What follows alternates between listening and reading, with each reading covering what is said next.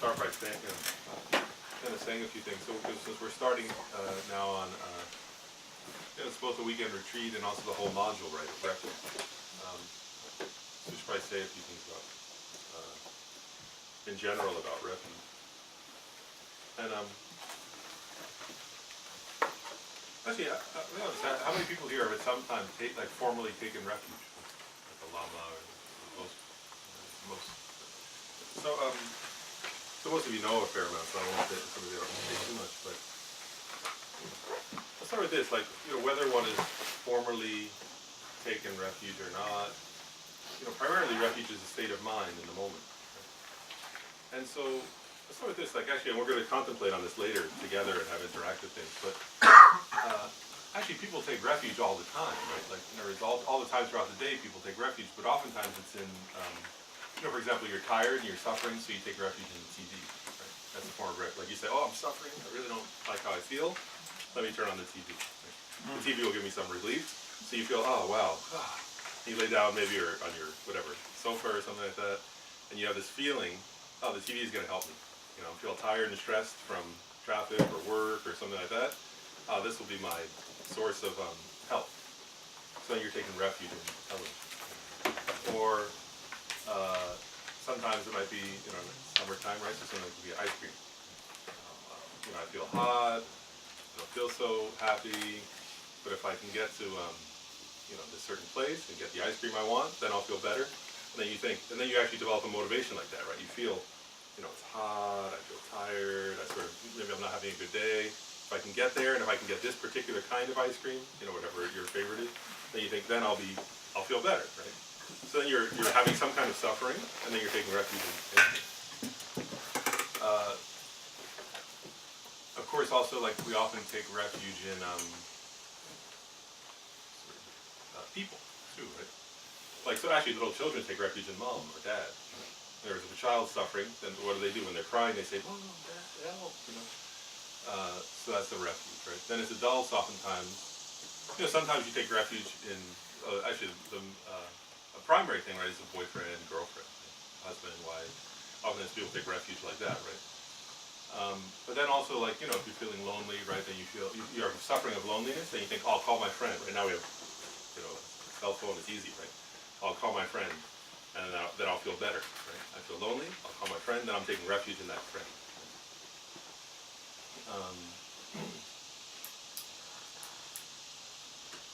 So actually, if you contemplate, you could think of thousands and thousands and thousands of things that you take refuge in. Right? Like that you think, oh, that will make me happy, like the mall, or, a good novel, whatever, right? There's countless things. So if you contemplate, so the idea, right, behind refuge is that there are two states of mind, and all those have this in common, but then we're going to apply this to refuge in the three jewels, which is different.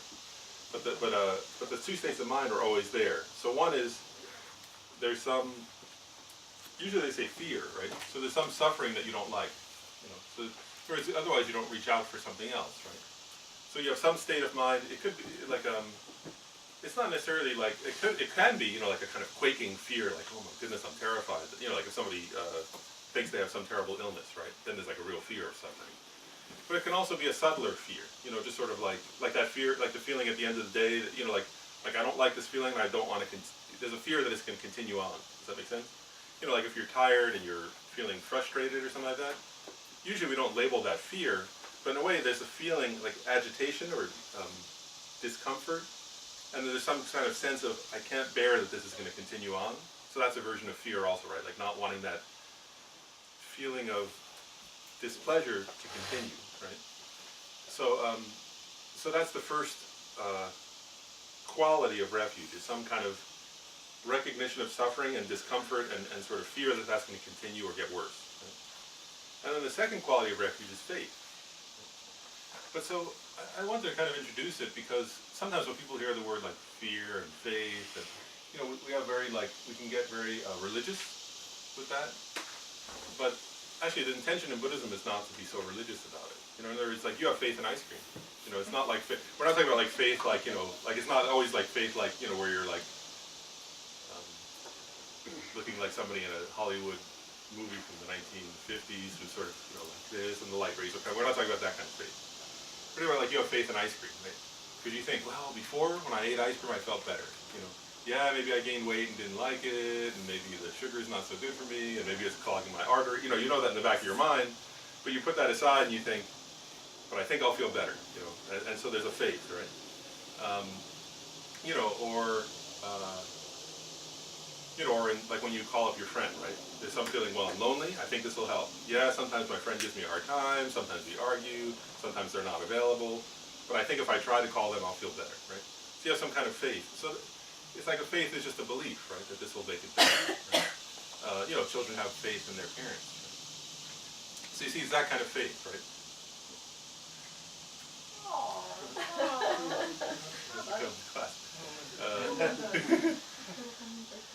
Check it in.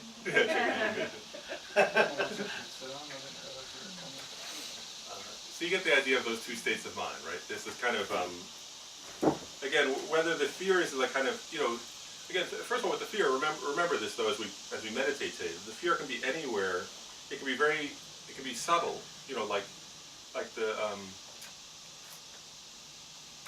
like a subtle fear of just being a little bit tired and not in a good mood, right? And sort of having some feeling, I don't want that. I don't want to keep feeling this way. That's like a kind of subtle fear of the continuation. Or it can be huge, right? Like, somebody who's waiting outside the doctor's office to see how their test came out, right? Or it can be huger than that, right? So when you get into the fear of the lower realms. So anyway, there's a whole range of fears, but there has to be some fear or you're not taking refuge.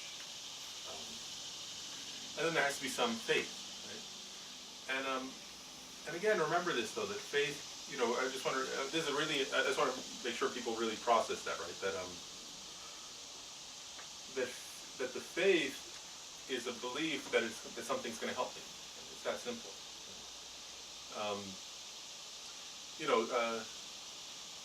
Kensho Rinpoche pointed out, he said when people watch advertising, like on television, they're developing faith, right? Like there was somebody on the TV is saying, this particular product is the best product in the world. They always say, nobody ever says it's so-so, right? Everybody says this is the best, that it tastes great, and it's, this and it's that, whatever. Or this car is, it gets better gas mileage, and look how stylish it looks, and wow, look, that pretty, woman over there is going to really like you, the commercials, right? It's like that. So all the pretty women will like you if you have this car, whatever. There's always like some narrative there that then the person watches it, like, or about, whatever, a hamburger even, right? Then the person watches it and then they think, and then eventually they develop some feeling, right? Wow, I want to have that kind of hamburger, and I want to go to that restaurant. I've got to get out of here and go there, right? You develop some kind of faith that that's something really good and it's going to make you happy, right? And so he pointed out, he said, so it's just that it's faith in something that, like, Kensho Rinpoche was pointing this out, right? That advertising, when people watch it, they develop a faith of belief. That's what it's translated called it. The faith of a belief that something's going to make you happy. And the problem, of course, right, is that those aren't necessarily the best sources of refuge. But actually, if you watch your own process, actually, though, like watch when you can actually watch this if you like watch a commercial, right? Well, some commercials won't convince you, right? But then some will. Some things you'll have an attraction to, right? And if you watch your own mind, right? Like at first it may just be subtle, right? But then you start to like think, wow, that looks good, right? That's like the beginning, right? And then you develop gradually a thing, wow, I really like, like, let's say it's for a certain food, right? Oh, wow, I go by that restaurant sometimes on my way to wherever. Oh, I could easily stop in. Wow, that'd be nice. Oh, I think that would be fun. And your mind starts to develop more and more, like, so it goes from just like a vague faith of belief to an actual intention, right? I want to go there. The goal here, right, is that we're going to try to advertise to ourselves, right, enlightenment, and see if we want to go there, right? Does that make sense? So that's what refuge is, in a sense. I remember one time, like, many years ago, I was at Kopan Monastery, and it was Lama Tsongkhapa Day, the anniversary of Lama Tsongkhapa. And so we were up on top of the Kopan Monastery. Has a hill, like there's the monastery itself, and then there's this hill. And that monastery was, I guess, originally was the king's astrologer. The king of Nepal's astrologer lived up there. And then Lama Yeshe and Lama Zopa saw it and I guess purchased it from him and built a monastery there. And so Lama Zoparche was way on the top of the hill, and they had made all the monks had built like a bonfire in honor of Lama Tsongkhapa. They had done this long prayer ceremony and this bonfire. And Lama Zoparche, I remember this, he was standing in the smoke, right by the fire, with like 300 people, probably 400 people surrounding the fire. And for maybe an hour, he was going on and on about the qualities of Lama Tsongkhapa. He was like, his wisdom, and like the text that he wrote, and his compassion, and he was describing this, and like, until everybody started to get moved, like, eventually you start to feel, wow, amazing. You start to develop like a real feeling of like appreciation and devotion to Lama Tsongkhapa. And then he said, so this is my hour-long advertisement for Lama Tsongkhapa. And meanwhile he was coughing, and because he was in the smoke, but he wouldn't stop because of his devotion to Lama Tsongkhapa. But in a way, like the point there is that advertisers just use how the mind works to start with, right? They're not making something new up. Our minds, this is desire. Buddhism says we're in the desire realm, right? So we all have lots of desire, and so it's not difficult to get us to generate desire, right? Because it's not our innate nature, but it's the nature of this realm that we're in. That's what Buddhism says. And so so it takes work, though. The problem is that we're infinitely habituated, right, to desiring the wrong things. That's what Shantideva, Nagarjuna, and the Buddha have all pointed out, right? That our problem is that we have a habit of wanting the wrong stuff, right? Of desiring things that don't make us actually feel happy, right? So what does Shantideva say? So although they want happiness, they run directly towards them. They directly create the causes of suffering, And although so he points out like that, right? Because we crave after the wrong things, right? So if you crave after, like if you think I want to be happy, so I'll get ice cream, right? And then years later, then you're terrified that you're having like, what's that called? Where they go in and clear out your arteries. What's that called? What's that? Quadruple bypass. Yeah, things like that. So that's the problem, right? Like, I'm just using that as a metaphor, or example, but our whole existence is like that. We're always wanting the wrong things, and so actually, refuge practice is incredibly important and profound. Because refuge practice is actually teaching us, is us teaching ourselves actually, right, how to start wanting the right things, and how to keep wanting the right things, and how to eventually achieve the right things. And so that's why, maybe I will say this, like, so, I was going to make it brief, I'll say it a little more, this is good. Like Ken Rinpoche pointed out every time he teaches on refuge that I've ever heard, and I've heard it many times, he points this out. He gives examples where he says, like, he gives examples of historical lamas and Indian and Tibetan masters who were like just about they were like at the point where they could achieve calm abiding meditation, right? So, which is an amazing achievement, right? And then they skipped that to practice refuge. Right? Or there were yogis who were like about to generate realizations of certain things on the completion stage of highest yoga tantra, and they said, oh, I'd rather practice refuge. And actually, because it's an important point, right? Because actually, calm abiding, actually, according to Buddhism, you've achieved calm abiding an infinite number of times in past lives. But it didn't bring you any ultimate benefit. Because everybody, what they say is, calm abiding is just one thing that sometimes happens for people if they meditate enough. But if you don't understand refuge, it doesn't liberate you from samsara, right? And even like the completion stages of highest yoga tantra, if they're not conjoined with refuge, right, then actually they say that you get reborn as some kind of god, from some god realm, and then you again continue in samsara. So if those things are divorced from refuge, they actually don't bring any ultimate benefit. So even wanting something like that, it doesn't really. Does that make sense? Like, so if you miss refuge practice and you do other practices, then it really, you don't get the ultimate benefit. And actually they say when Atisha went to Tibet, like Tibetans are kind of like Westerners now, they were like that then. They all wanted like they wanted like to hear teachings on something very esoteric or something like that. Maybe not all Westerners like that, but like Tibetans back then were like, oh, I want to hear like the highest tantric teaching or Mahamudra or some kind. And Atisha used to go around Tibet always teaching about refuge. And then I think like slightly with a small eye roll, Tibetans called him the refuge lama, like that. And somebody came to Atisha and told him that, and Atisha said, oh, that's excellent. Now even my nickname is benefiting others. He loved it. Because he he thought, anything without, all those other things without refuge don't bring much benefit. Does that make sense, Ken? And so now I just want to say a little bit of, this is all introduction, but then we'll be able to meditate correctly. So when you're meditating, right, what you have to cultivate is some fear of suffering. You have to do this experientially as we're going to meditate today and tomorrow. Is for yourself, and we're going to go through different ways of doing that, right? But for yourself, you have to generate some kind of a fear. Again, whether it's subtle or intense, doesn't matter. And I'll say this too, sometimes like in the West, people say, oh, fear is bad, or like, fear is one of the terror. Actually, according to Buddhism, like they're one of my friends who's, a good practitioner of Buddhism, years ago said to me, why isn't fear, when you read the list of afflictive emotions, right, there are like the 3 and the 5 and then 6 and then, it goes on, right, different lists of afflictive emotions, and he was saying, why isn't fear on, like, of course they have right desire, hatred, anger, and then when you elaborate them out, right, there's like jealousy and pride, and there are all these different negative emotions. And one day we were talking, and he said, well, why isn't fear on that list? And the reason fear isn't on the list of afflictive emotions is fear can be a positive emotion. In other words, fear is not considered a negative emotion in Buddhism unless you're afraid of the wrong thing. But in and of itself, fear is not...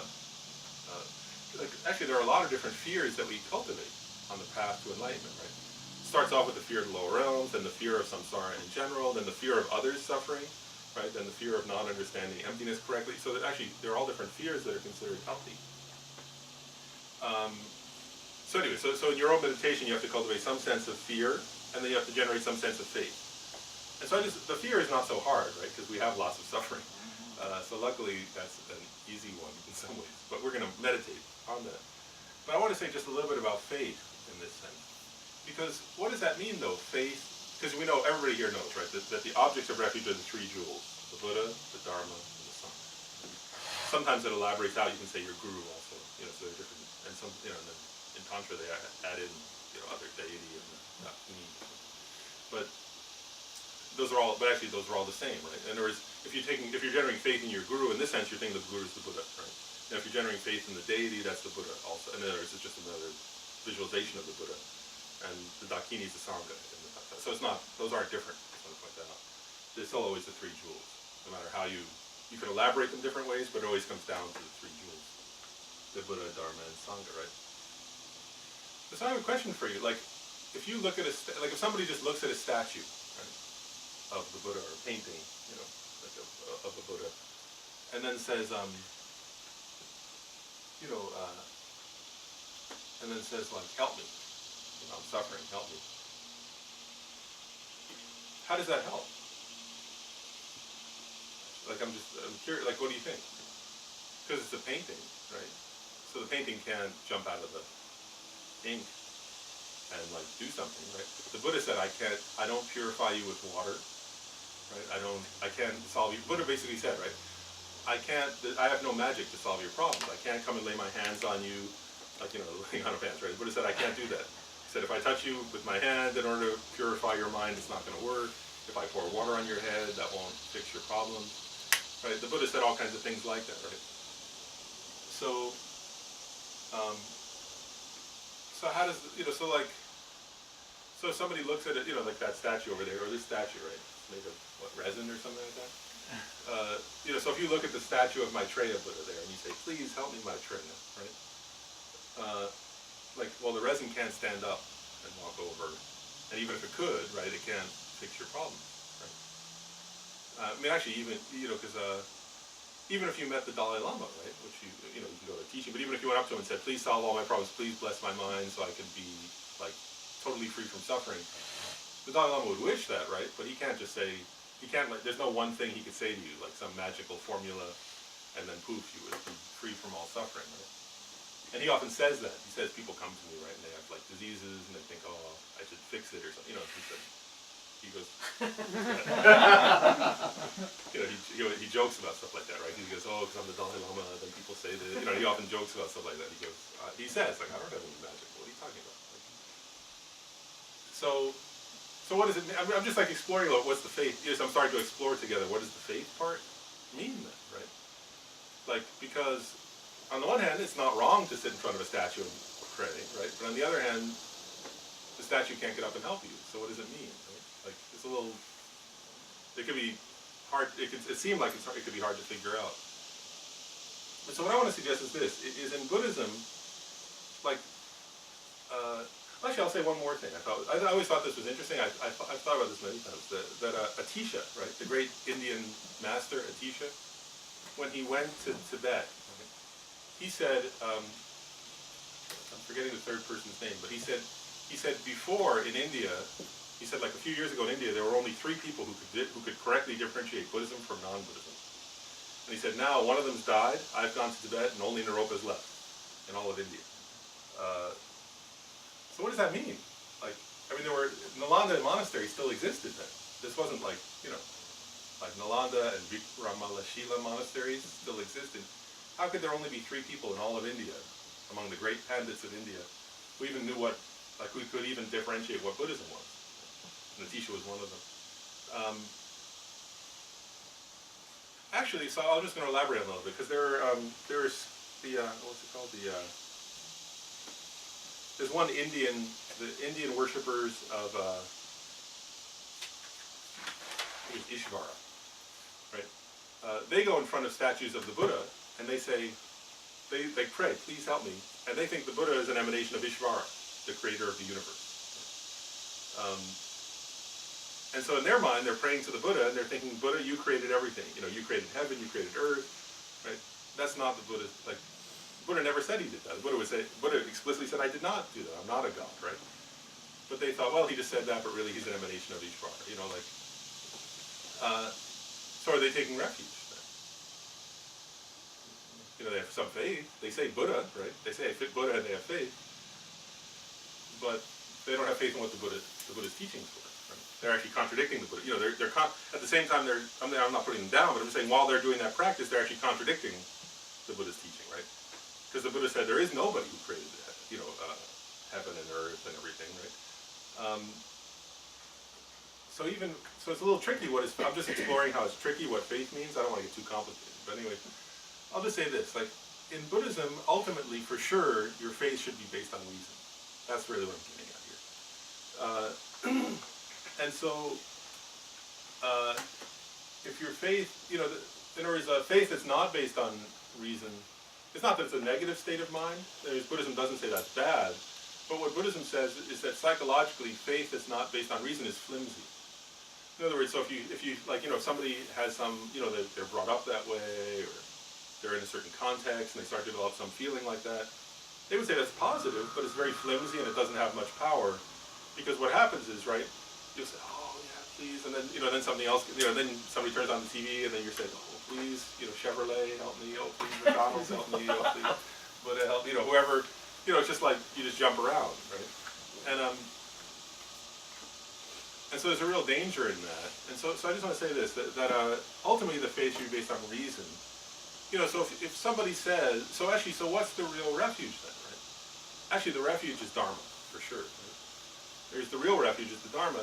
And so if you don't understand how does the Dharma, so there's the way you develop real, and the Dalai Lama always, right, if you've heard the Dalai Lama teach, he always is emphasizing this, right? So for example, if you understand what samsara is, we're going to get into this more later, right? But if you understand what samsara is, and then you understand how the meditation understanding emptiness frees you from that cause of samsara, right? Well, then you have a real refuge, right? You say, well, I know that's going to, it's like, the wisdom liberates from the cause of suffering. If you understand how that works, which we'll explore, right? Then it develops a kind of conviction. I know that if I can gain that kind of wisdom, it's going to liberate me, right? And then you develop a kind of faith. Well, who's the Buddha? The Buddha is the one who taught that, right? What's the Dharma? The Dharma is the actual thing that frees me from some suffering. And then the Sangha are people who can help me with that, right? And they give an analogy that the Buddha is like a doctor, the Dharma is like the medicine, and the Sangha are like the nurses, right? So that, when you hear that in a teaching, it could seem a little distant. But actually, you have to make it experiential in your practice. That's why I'm talking now. It's like for your practice, it has to actually feel that way, right? So, and I'll give it like, if you're, like, I'm trying to say this, like, okay, I'll give an example. Like when last year I had a surgery, right? Because I'm thinking, like, when I go to the doctor ordinarily, I don't have that much faith. It's just like, all right, I have to go for my checkup, or I have a cold, okay, I have like a flu, let's see. But I remember when I was like having surgery, right, then there's a real feeling, like you want to look at that doctor and you think, okay, I really trust this person. These nurses seem like they're good. Like there's a real feeling of like putting yourself in somebody else's hands. So it should be like that. That's all. I'm just using it as a metaphor, right? But that's what the traditional metaphor, right? In other words, you should really feel, but you should only do that based on reason, right? So in other words, so you have to actually think, right? Well, does the Dharma, is there any evidence that the Dharma would free me from this particular kind of suffering, right? There is, the Dharma says, if you decrease negative emotions, right, and negative actions motivated by them, right? If you decrease hatred, attachment, and ignorance, and you stop negative actions like harming others and so on, that will make you happier, right? So you have to check, does that make sense to me, right? You have to actually analyze it, otherwise you can't really take refuge. Does that make sense? And like advertising, right, you have to think about it over and over until you develop like a really strong, but in this case there should be a strong both reason, conviction, and feeling together. Does that make sense? And then your refuge practice becomes stronger and stronger. And I'll say one more thing, and then we'll meditate. Then we'll do some meditation. But like, whichever level of suffering you're afraid of, right? Then you have to think of what's the antidote to that in the Dharma, and that's how you develop that faith. Does that make sense? And ultimately, though, if you understand Buddhism deeply, then ultimately the faith is going to be in the wisdom understanding emptiness. So at the beginning, you may think, okay, the Buddha is like the doctor, the Dharma is like the medicine, and the Sangha is like the nurses, right? Which is the correct way of thinking. But ultimately, as you go along, what you're going to come to is, what's the Dharma? Ultimately, the Dharma is actually what they say is, conventionally the Dharma is like texts, right, and words, which are actually a form, right? Actually, in Buddhist philosophy, they say, that on a conventional level, the Dharma is form, like like a table, right? Whereas a book is a form, right? And also sound is ultimately form, right? Because it's waves and molecules still, right? So actually, that form helps you, right? But it's not an ultimate refuge. That's the point. And no form can be an ultimate, because just like a statue can't be an ultimate refuge, and a book can't be an ultimate refuge. It's conventional refuge that helps. But the ultimate refuge is the wisdom, right? Is actually the ultimate refuge is the cessation. Whereas it's an understanding of emptiness where some problem ceases in your mind, right? Whereas that's really the final refuge. So if you realize emptiness and a certain kind of ignorance ceases in your mind, that's an ultimate refuge. And that makes sense, right? Because it's ultimately freeing you. So actually, technically an ultimate refuge is a cessation of suffering in your own mind. And cessations, these kinds of cessations only arise through the wisdom, understanding, or realizing emptiness. So really, the refuge, the ultimate refuge is a cessation, which means, in some sense, the ultimate refuge is understanding emptiness. So that's as we progress, right? So we have to start. We can start with, simpler points, right? Like, does decreasing anger make me happier? Right? The Buddha said it does, right? So those are points. So that's if you really see, yes, that's the beginning of that's an actual experience of refuge, right? Wow, I've created a lot of problems for myself getting angry. The Buddha taught methods the Buddha was like a doctor. He taught these methods to decrease anger. If I practice those, I actually start feeling better. It's a real cure to my anger, which is the cause of suffering. Right, so that's a genuine refuge. Does that make sense? So it should be based on understanding and reason like that. That's the point. Okay, so then for today, we're going to go through, today and tomorrow we're going to go through a whole bunch of different things. We'll go through the commitments of refuge, but mainly we're going to go through different ways. And so they're all different levels and practices of refuge. There's, and actually also the different scopes of Buddhist practice, right? So one is the most basic, I guess actually the most basic is not yet Dharma practice, right? The most basic would just be like, if somebody says, well, I have a real problem with anger, and that is Dharma practice, but it's not yet a path, right? If somebody were to just say, I have a real problem with anger, and the Buddhist teachings help me decrease my anger, and one takes refuge based on that, that's a genuine beginning point, right, to refuge. Then, when you enter into like more formal practice, there's, one can fear the suffering of lower realms, and generate faith that the Buddha has the ability to free one from that. That's one kind of refuge practice.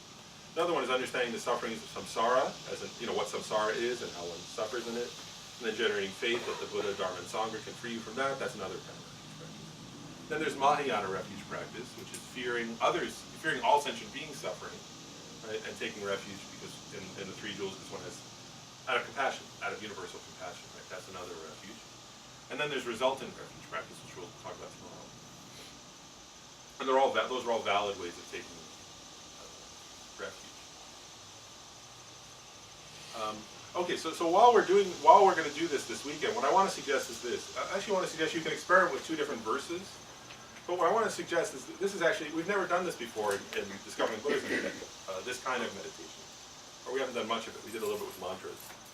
But this is how a lot of Tibetan practices are like this. So I wanted to introduce this too. That while we're practicing these contemplations, what I want to suggest is that we'll do it the way Tibetans do it, which is the way Tibetan yogis and meditators do it, which is you recite a verse, right, while you're meditating. So you're going to contemplate something while reciting a verse. Does that make sense? And I'm going to give two choices of which verse. There's a refuge verses, right? So there are I want to give two choices, and you pick whichever one you prefer, or you can rotate between them for today. You know, when somebody does, they call the nundro, the preliminary. There's a practice of 100,000 recitations of refuge. Right? So somebody picks one of these verses and does it 100,000 times. Not for the number, but just that's a way of giving oneself like a kind of a time frame for contemplation. Of course, then you're not done taking refuge. That's just actually usually I believe the nundros are how you learn how to do something correctly, so you can then start doing it. That's my view of what the nundro. Like if you do 100,000 Vajrasattva recitations, like then you've learned how to do Vajrasattva, and now you can start practicing Vajrasattva. If you do 100,000 prostrations, now you know how to do a prostration properly, and then you can start doing your, like that. So that's how I personally think of the nundro, that they're like a training, like boot camp or training camp. You would know about boot camp better. But it's like is that right? When somebody finishes boot camp in the army, they're not like done. They're just starting, right? So I think it's like that. It's like boot camp for Dharma. So you do 100,000 like of the practices, and then you're ready to start. You've done your preliminary training. That's why they call it preliminary practice. I want to be clear. I think they call it preliminary. Some people make the mistake of thinking, refuge is called a preliminary practice or Vajrasattva, so therefore it's for the beginners. Actually, I think it's not that the practice is preliminary, it's that the 100,000 is a preliminary. You see what I mean? Like, that's what I think. Like, whereas the 100,000 is so you learn how to do it right. But actually that practice, I always think this way, like I look at Khentsur, when I was talking to Tashi, and he was saying that Khentsur Rinpoche might do some retreat, and I said, what would he do? And he said, he'd start off with 100,000, right? So, and that's Khentsur Rinpoche, right, who's, 76, and an abbot, and, so you say, okay, it can't be a preliminary in the sense of, for beginners. It's a preliminary in the sense of, like for us, it would be a preliminary in the sense of learning how to do it right.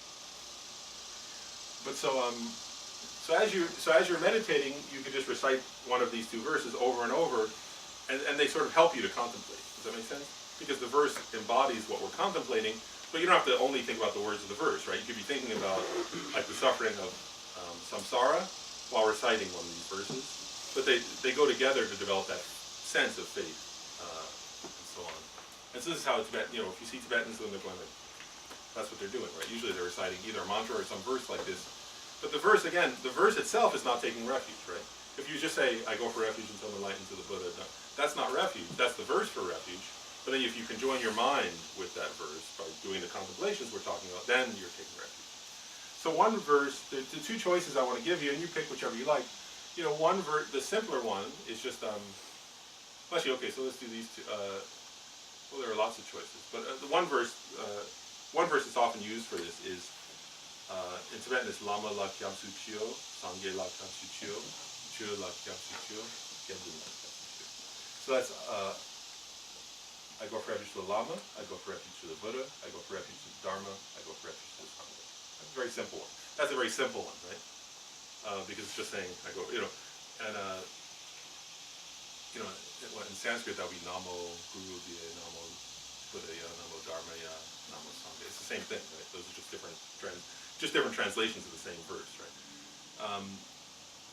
So that one, okay, so that's one, right? I would suggest do it in English though, right? So like, the Lama, I go for refuge to the Buddha. I go for refuge to the Lama, I go for refuge to the Buddha, I go for refuge to the Dharma, I go for refuge to the Sangha. That one's easy, right? Then the other one, most everybody probably has already heard, right? This, I go for refuge until I'm enlightened to the Buddha, Dharma, and Sangha. Through the practice of giving and the other perfections, may I become a Buddha to benefit all sentient beings. I go for refuge until I'm enlightened to the Buddha, Dharma, and Sangha. Through the practice of giving and the other perfections, may I become a Buddha to benefit all sentient beings. that's the other verse, right? That one I think was from, I think Atisha brought that one.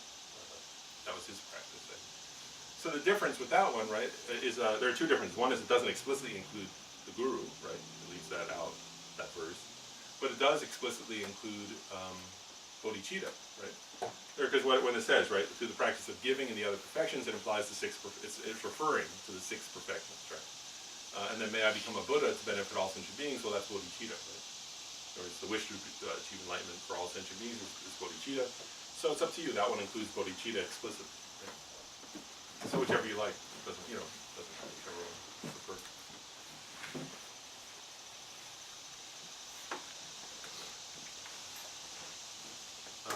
Okay, so are there any questions about what we've said so far?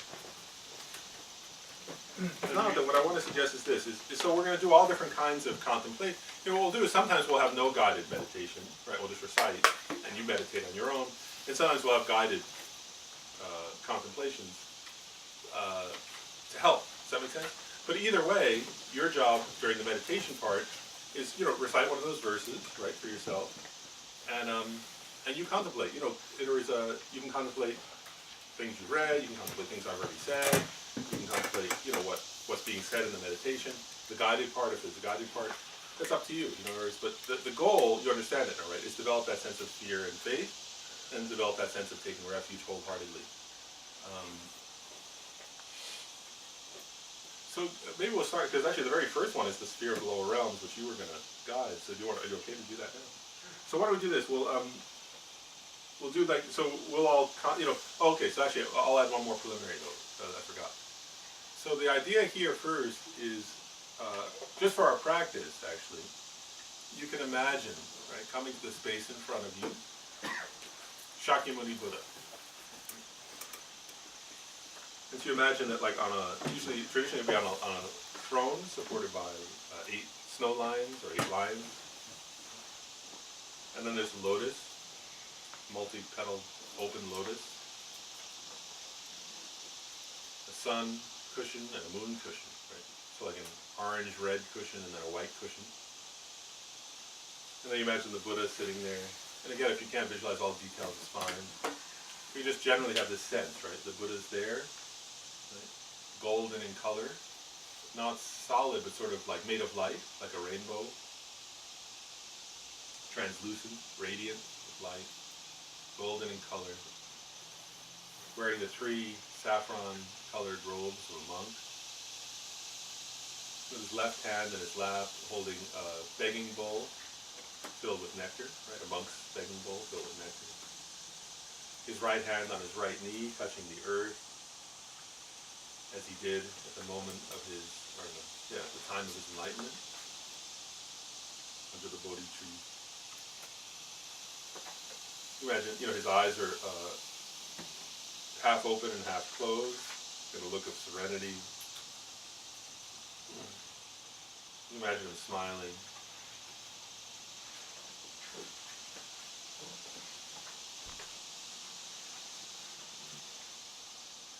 And surrounded by an aura of light. And then you just recognize, right? So he is the Buddha, right, of course. His mind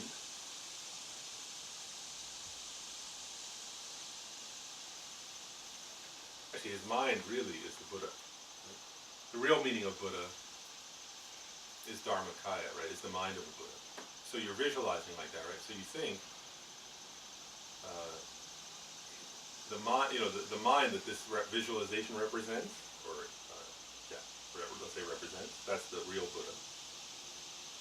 His speech, right, is the Dharma. And his body in the form of a monk is the Sangha. You think like that. Let's go ahead and you can start reciting, and then Gabe will guide us through some, one contemplation to generate fear, which is fear of the 3 lower realms. So Gabe will guide us through that. And we'll do, after this meditation, we'll take a break. So Gabe, you can go ahead.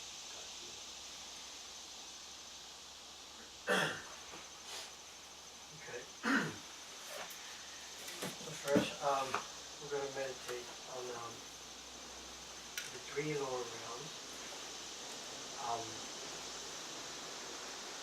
So we're going to take it slow. At first meditating on the hot hills.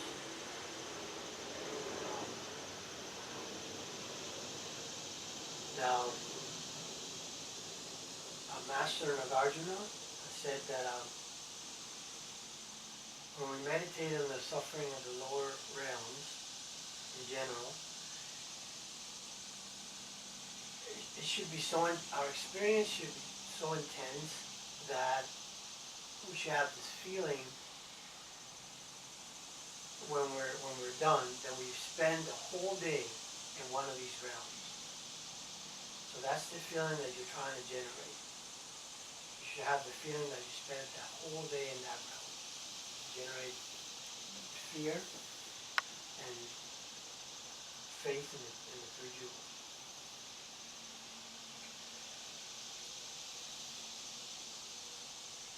Okay. So the first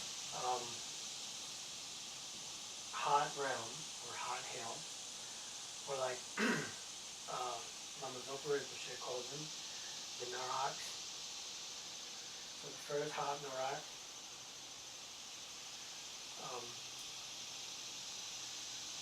First think that there are 8 hot hells and 8 cold hells. So these 8 hot hells are located miles beneath the earth. Okay? So then the first hot hell is called just like that. The hot hell. Okay?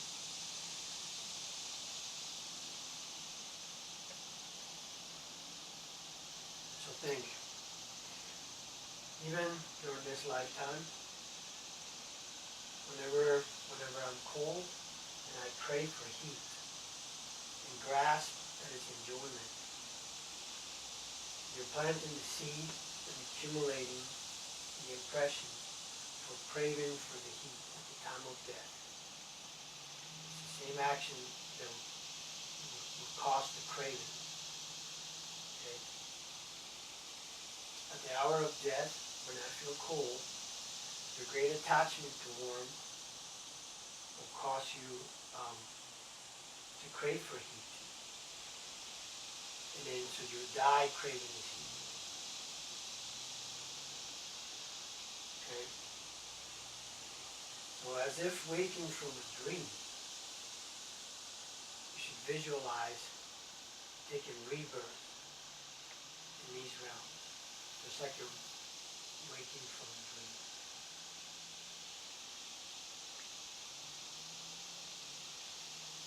So first, the reviving hell.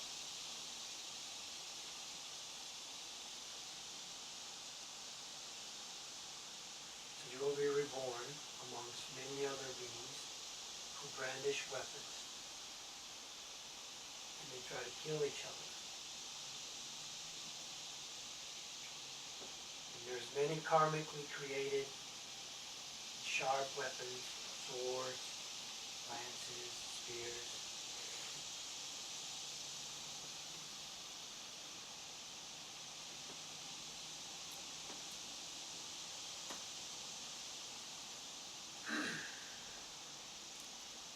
And what will happen is the sentient beings cut each other. They fight each other and they cut each other and experience extreme suffering. Experience extreme suffering. And then a voice comes over and commands you to revive again. And all your body parts that have been cut up and slashed come back together and revive again. And then the same thing happens over and over and over again. You revive and then fight each other, cut each other up with weapons, and die again.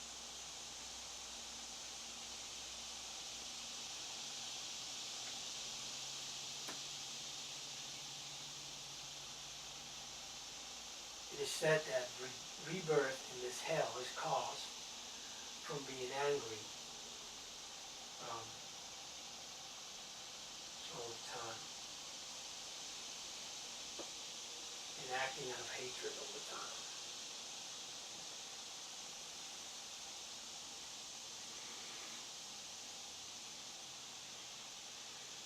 Then there's the next hot hell. It's called the black line hell. Okay? And it is as such. As carpenters mark wood with red hot wires,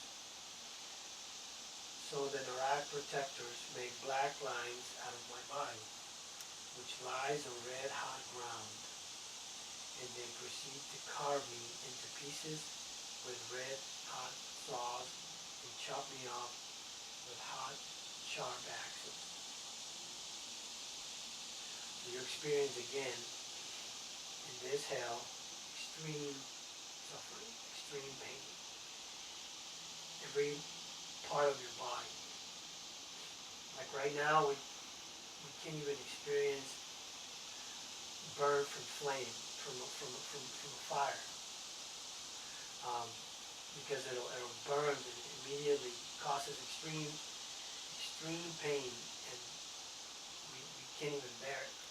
Not even being burned by a lit match. Imagine the extreme pain of being in the hot hills.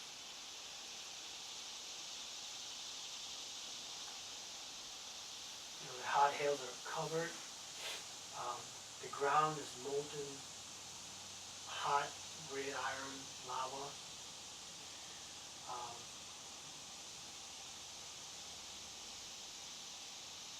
Even the skies are filled with flames and fire.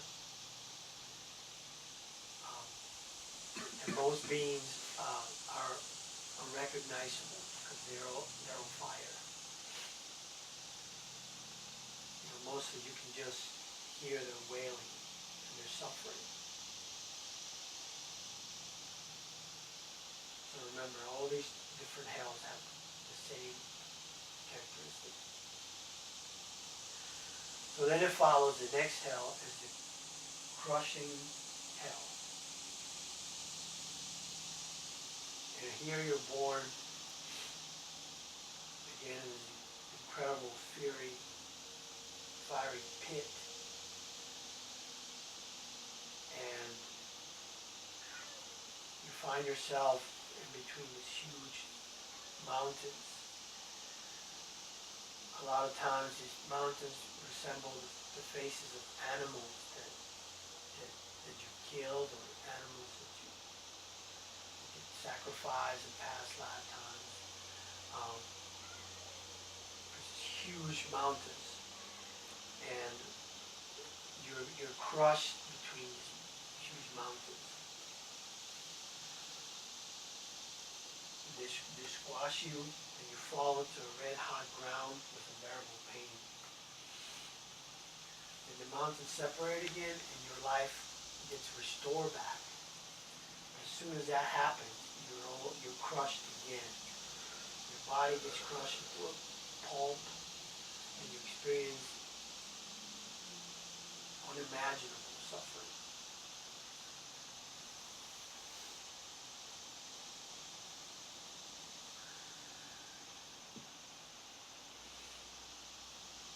And it said that rebirth in this hell results from committing the three immoralities of the physical body: killing, stealing, and sexual misconduct with greed.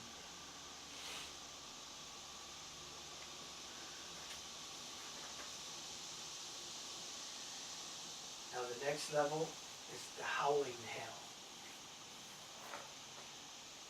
Now think about, you're born and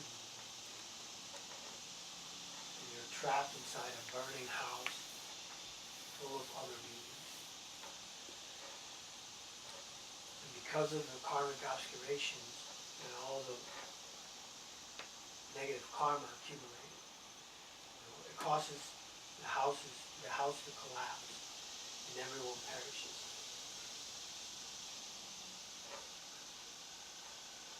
Then finally, you're reborn again, and this happens over and over and over.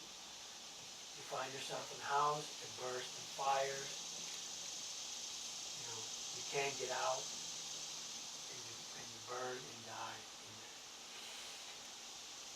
And rebirth in this hell is caused by holding the wrong views and having strong cravings.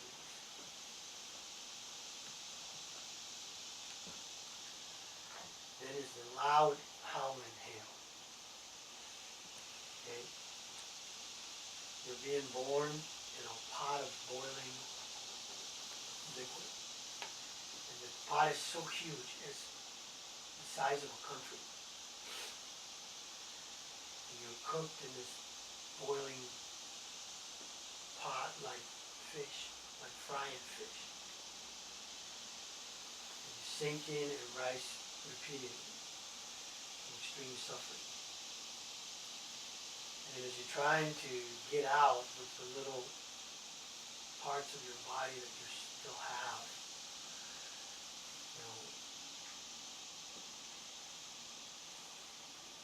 the hell protectors, or the hell beings, they crush you and they spear you back into the water. So you can't swim out of it, right? You're trapped in there, and you're cooked in there. It causes incredible pain. Your flesh falls off your bones, and your bones disintegrate. And you experience every moment of incredible pain.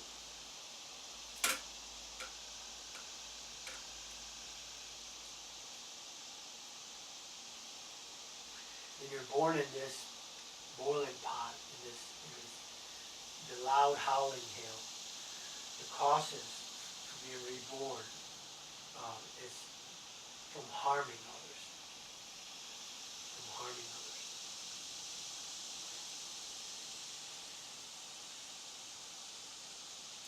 So then there's the next hell. It's the heating hell. Here you're forced to ingest blazing coals and molten lava. You suffer greatly from your insides burning up. Your intestines are burning.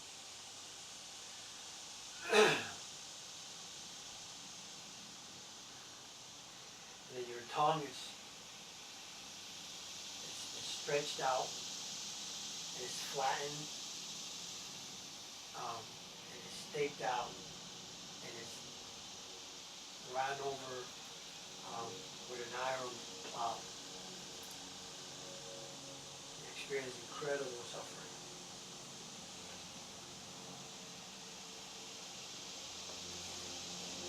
And you're reborn here is the results of telling lies and criticizing holy beings.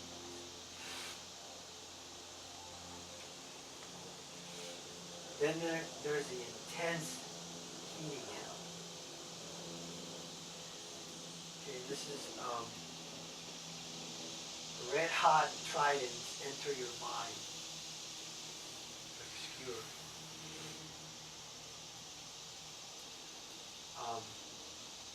The points come out of your shoulder. They enter through your anus and come out through your shoulders and your head. Red hot tridents. And you're cooked and burned, and then you're reborn again, and the same thing happens. You experience every minute of it.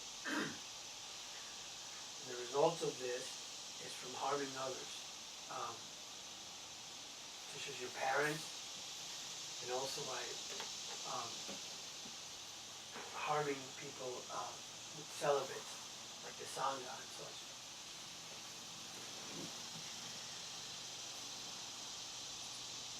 Then there's a intense the Avicii hell. Just the worst, this is the most intense hell you can be reborn in, or level you can be reborn in. It's the worst suffering stage. Your body is indistinguishable from fire. You can't tell where your body begins, ends, and the flames surrounding you begin or end. But you are there. You can feel it. Your body totally burning.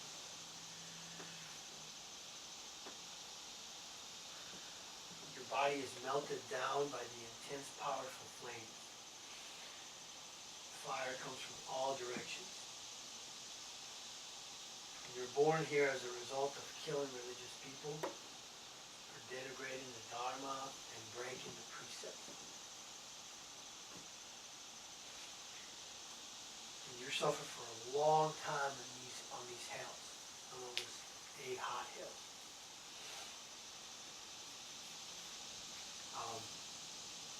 It is said that 50 human years are just one day for the samsaric gods of the senses, and 500 years for these gods is just one day in the rocks, in the hills.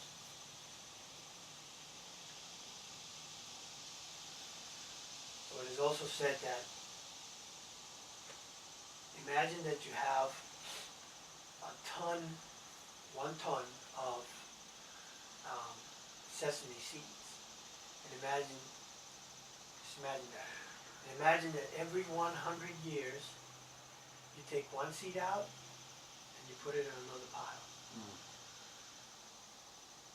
Now, every 100 years you take 1 seed out. So by the time you're done with all those seeds, that represents 1 day in the Narak, in the hell. So it's unimaginable. We can even imagine how long that is. That we would experience the results of our negative actions in the hells. And those are the 8 hells, the 8 hot hells. Then the 8 hot hells are surrounded by the neighboring hells. And depending on your actions, it depends on where you can be reborn out of all these hells. So the neighboring hells.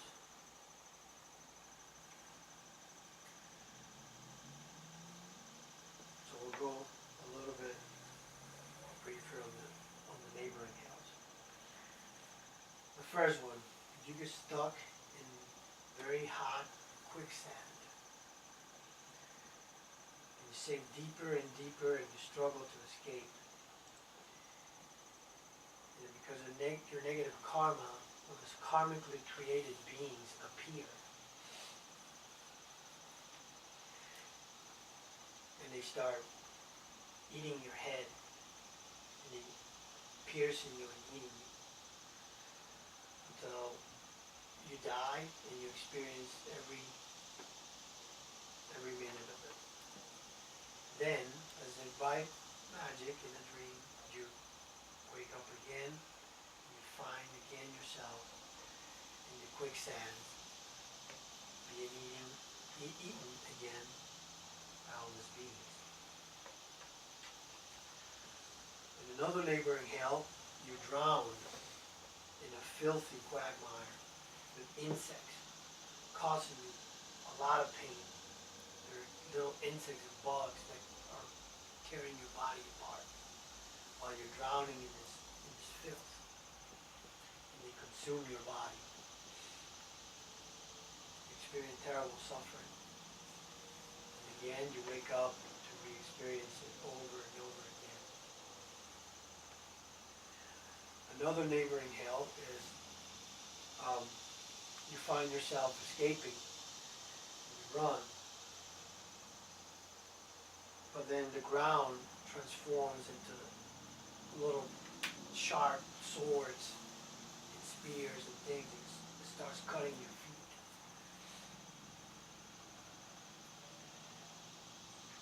fall down, and then you also cut up, and wild dogs come and eat you. And your experience is many times. There's another instance also where you're running, find yourself running, and you climb this tree. And when you climb the trees, it has sharp objects facing down. So you get caught up on your way up. But once you're way up, you're forced to climb down, but then the sharp objects are facing up. So now you cut yourself even more. And the force of your negative karma forces you to continue going down.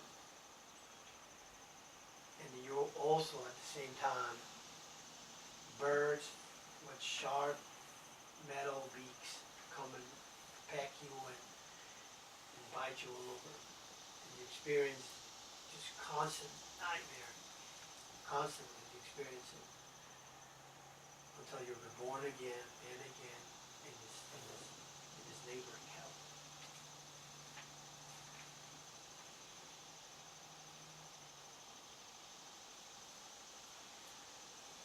Okay, so then there is also 8 cold hells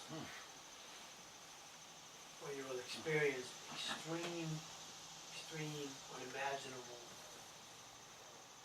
cold.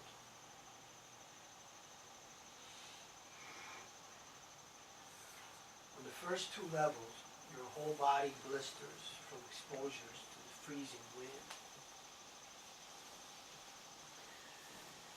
And remember, you don't wear, there's no clothing. It's extremely dark, extremely cold. The ground is covered with sub-zero ice. It's dark. And the only reason, the only thing you experience is extreme, painful cold, and you hear other beings also wailing, crying, calling out.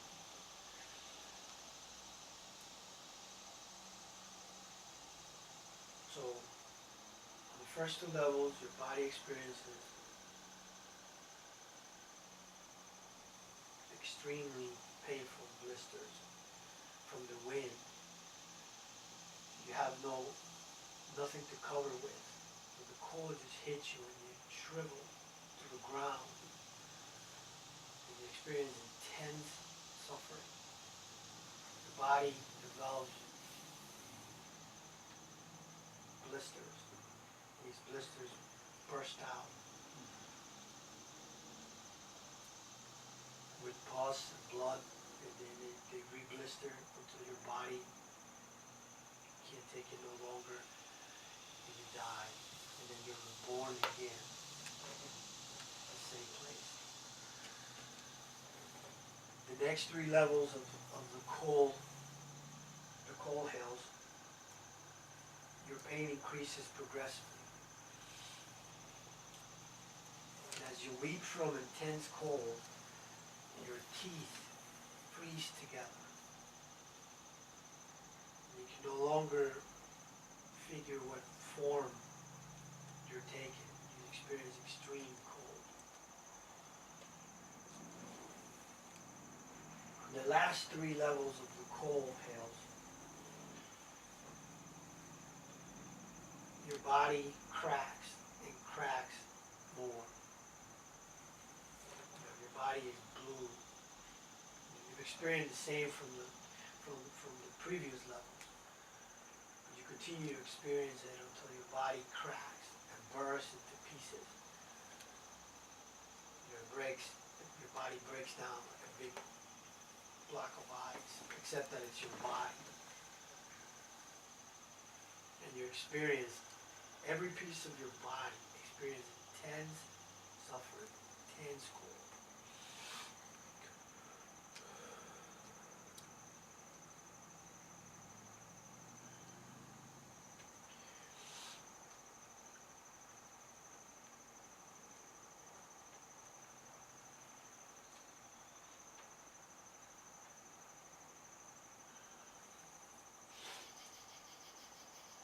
So remember, in the hells, which is the lower of the lower realms,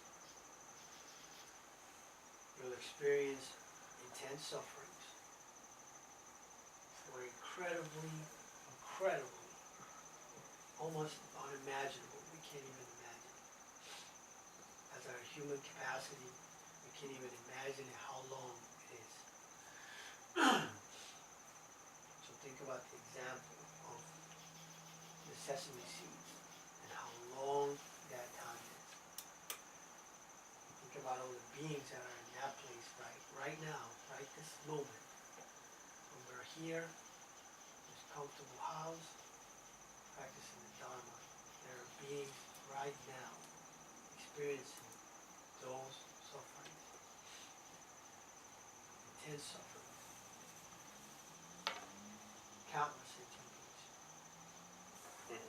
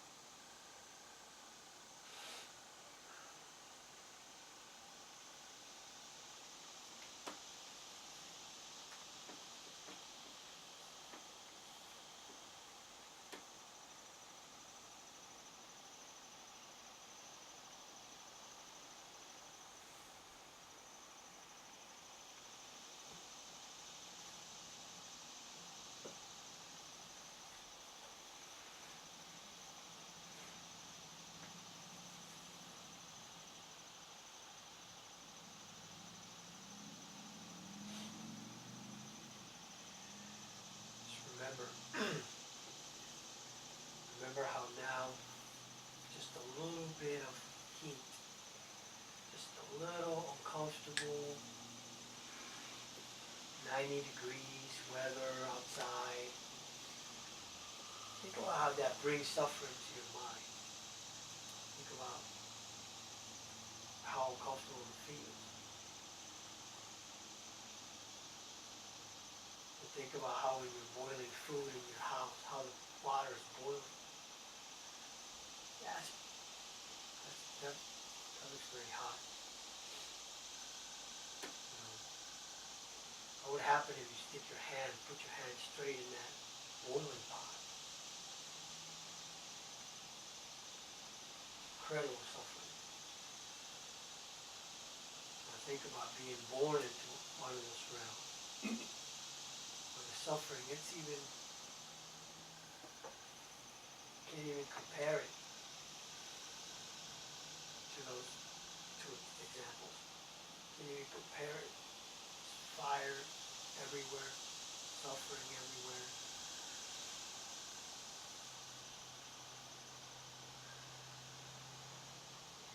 And all your experience will be suffering. It's unbearable. Totally unbearable.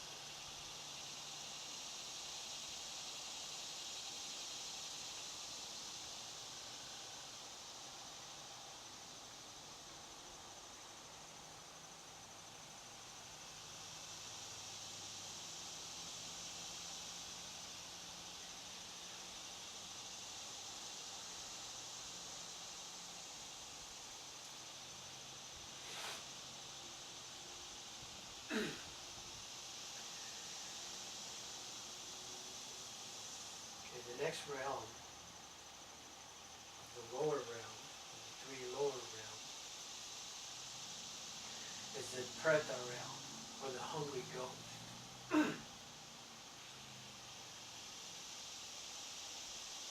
Okay? The main cost of being reborn as a hungry ghost is miserliness.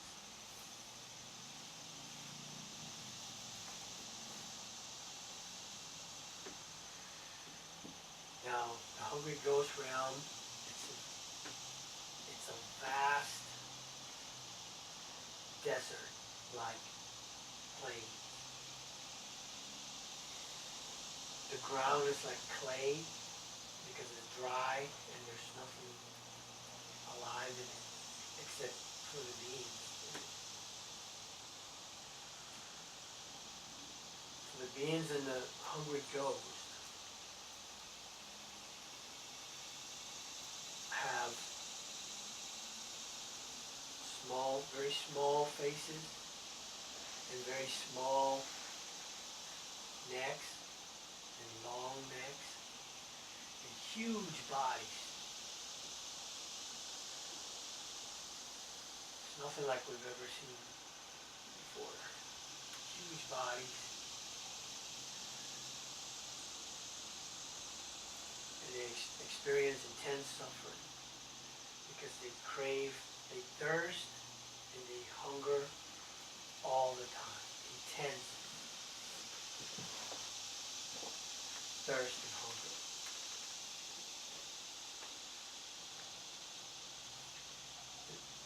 The beings are very ugly in appearance.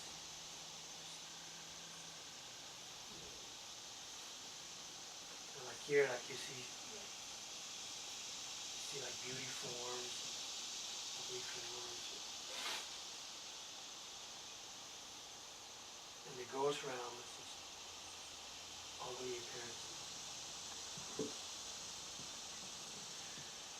It is said some of their stomachs are miles wide. Miles. And they're always empty. Always empty. Their mouths are tiny, like the eye of a needle. Their neck's extremely thin, and they have knots in it. 2 or 3 knots in it. Their legs and arms are also very thin, and they often can't even support their own body. They are forced to roll and crawl everywhere. Imagine that you're born there and you're one of them. You're rolling around, experiencing extreme suffering. You're hairy, and your skin is extremely dry and stretched. So stretched that the blood vessels stand out prominently. Horrific.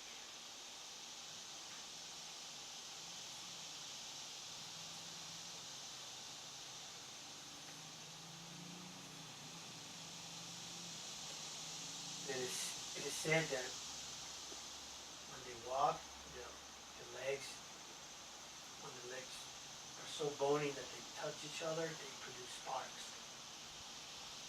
because they're so dry. And blood and pus comes out of their body, and some of them eat their own flesh because they've experienced so much suffering.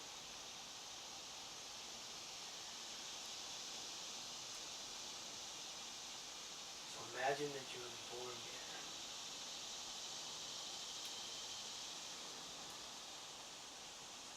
And then you happen to come across some water. You see it far in the distance. And you and all the other hungry ghosts around you are crawling and rolling and making horrid noises because you're desperate for the water. When you get to the water, it turns into a river of pus and green mucus. cannot drink it.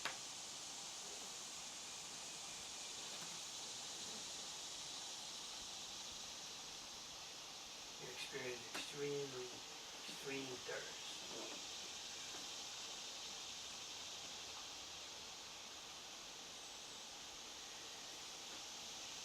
Then you see,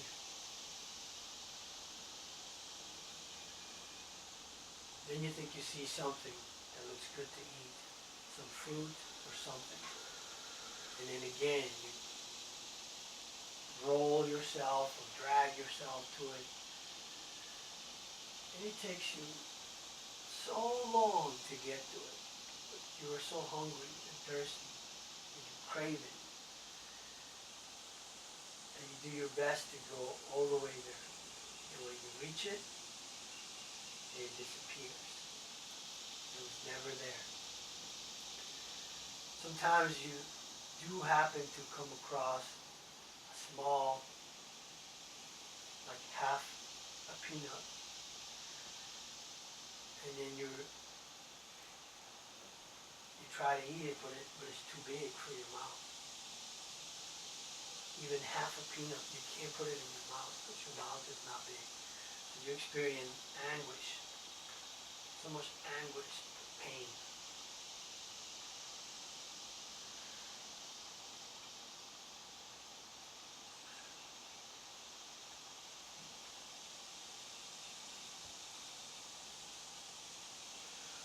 So no matter how hard and how long you seek this food or drink, you cannot have it. Every time you see a beautiful lake,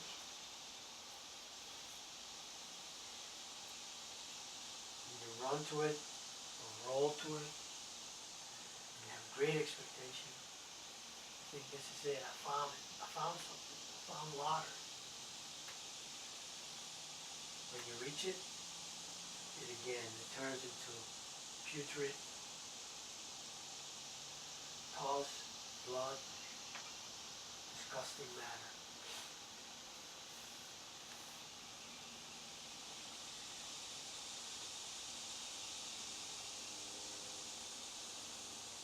And so also every time you find something, you can't eat it.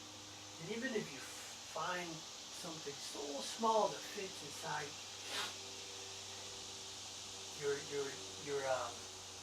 needle eye mouth, so tiny. If you find something you can squeeze in or put it in there, then remember you have these knots on in your throat, and so you can't swallow it either. So it just stays there, and you can't swallow it, it comes back out.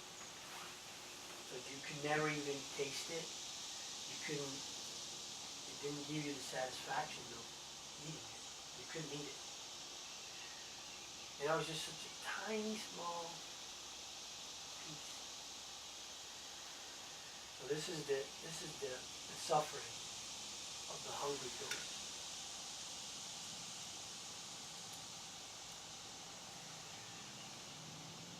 So remember, you could be born there.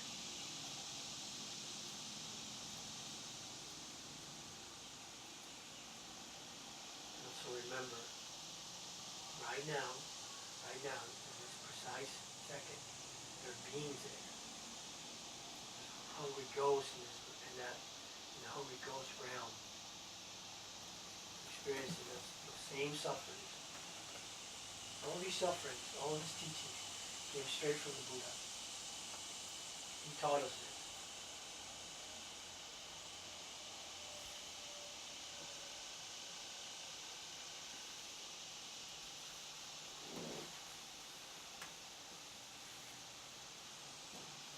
Right now, we're not in that realm. Right now, we're in the human realm. What an incredible, incredible opportunity.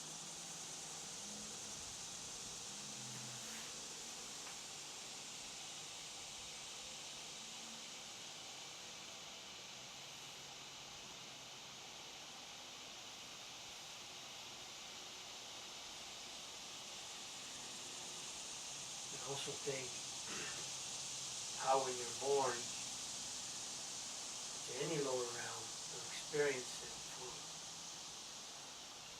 incredible long periods of time. You can't even imagine. You can't imagine how long it is.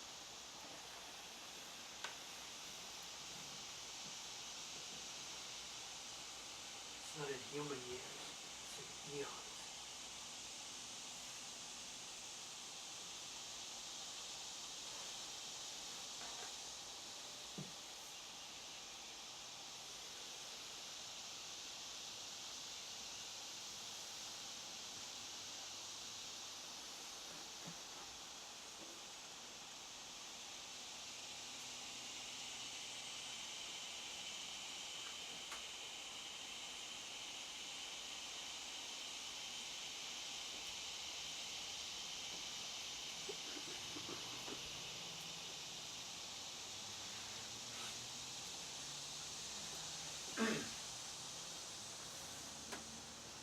I mean, right now, in this life, when we feel a little hunger, a little thirst, it's so easy for us, so easy, so comfortable to get some water, to get a drink, soda, whatever we want. It's so easy to get food. I mean, you're even a little bit hungry and you're like, I'm going to eat a snack. I'm going to have this great snacks or your favorite food. It's so easy.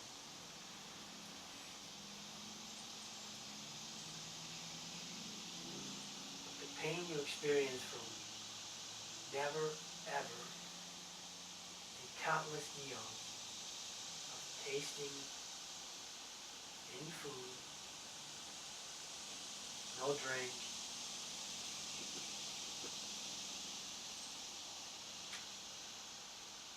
it's unimaginable. Unimaginable.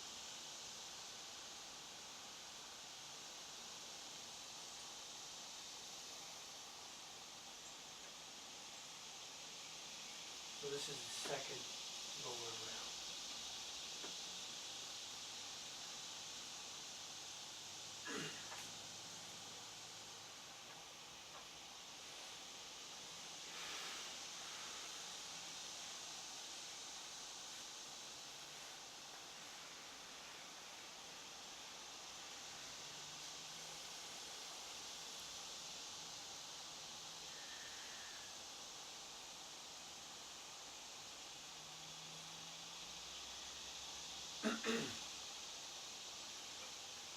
It is said that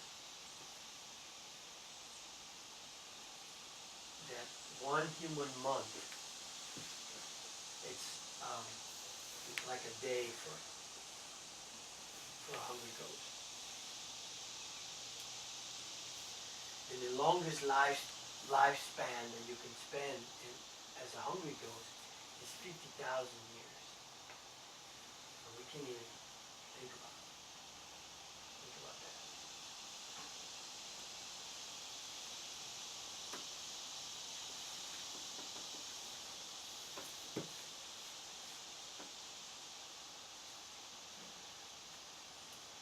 Also remember the specific causes. Lama Zopa Rinpoche mentions specific causes to being born as a hungry ghost. And he says theft, stealing, sexual misconduct, covetousness. Also, when you prevent someone from making charity, giving charity,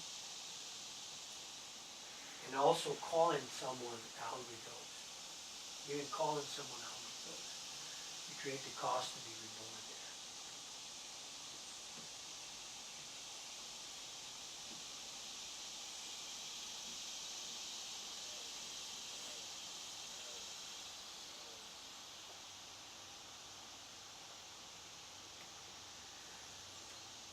Okay,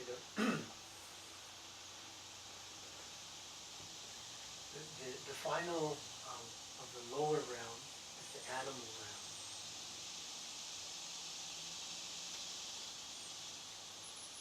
So this is one we can relate more easily because we can see the animals now. So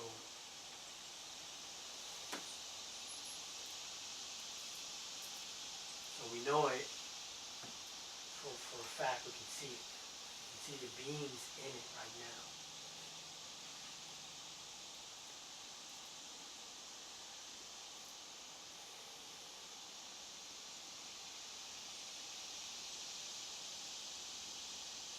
So think about the animals. Okay? They experience deep ignorance, extreme ignorance. They don't know what's going on. They just go after, comforts like food, water, rest. So they experience the suffering of ignorance. They also experience the suffering of being exploited. Think about all the things that you, if you're born as an animal, you experience. Think about you're born as a cow. And you spend all your life in ignorance. And at the end, unbeknownst to you, you're completely ignorant of what's going on. Totally don't know what's happening. But they're taking you to the slaughterhouse. And you file in line with the rest, other 20, 30 other cows. Think about how you got to move in that line and you still don't know what's about to happen. But then you move up closer to the line, closer and closer. And then you see there's one more cow in front of you. And you see what's going on with that cow in front of you. You see how they take it and they killed it in front of you. And that cow is experiencing extreme suffering.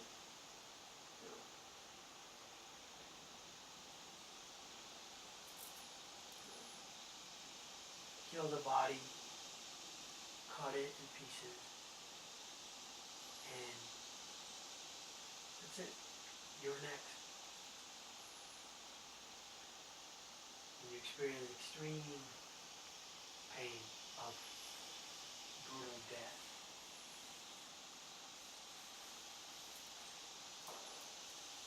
No matter how you get killed, you spend your life in ignorance and then you're butchered.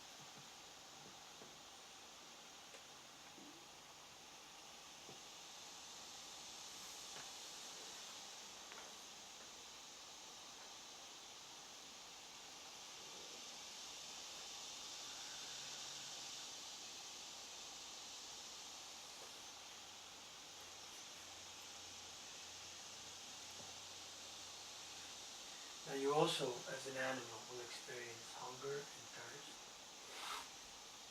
and cold.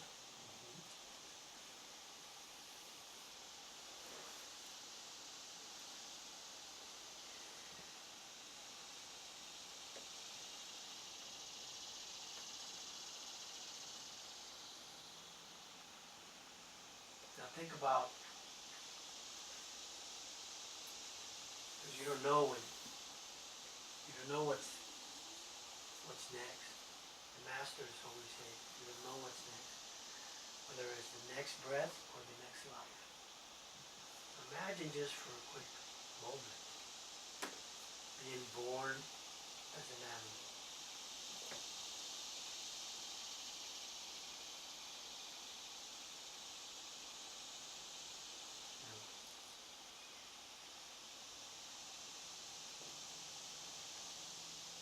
And then you fell asleep. sleep, all of a sudden,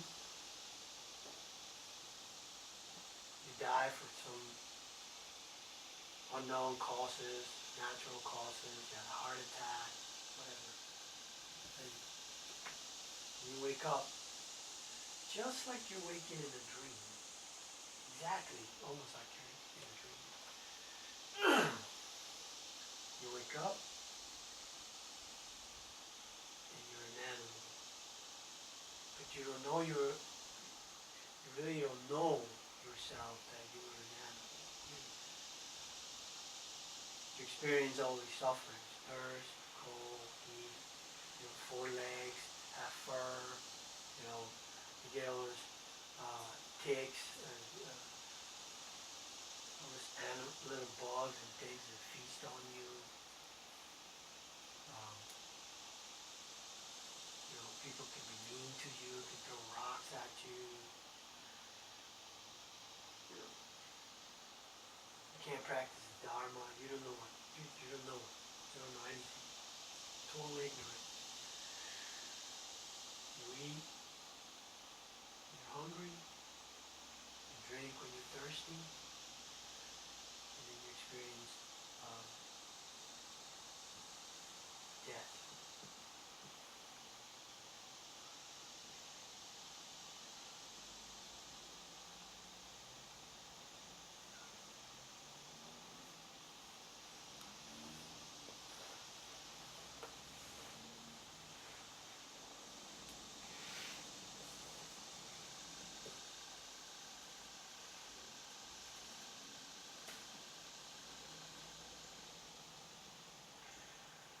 Take for example, if you're reborn as a pig,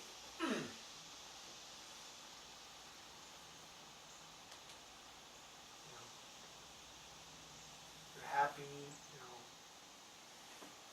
or you're comfortable rolling around the mud and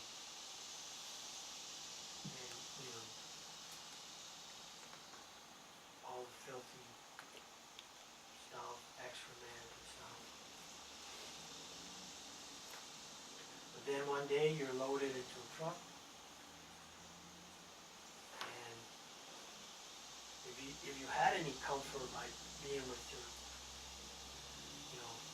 friend pigs or whatever, you had some kind of certainty that you were taken care of. But then you're loaded into a truck, you're taking, and you'll never see them again.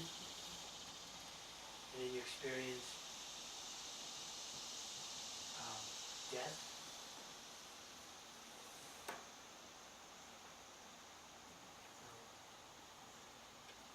Quick or slow, but you'll experience it.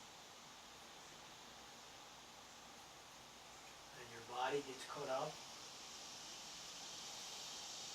and gets eaten by others.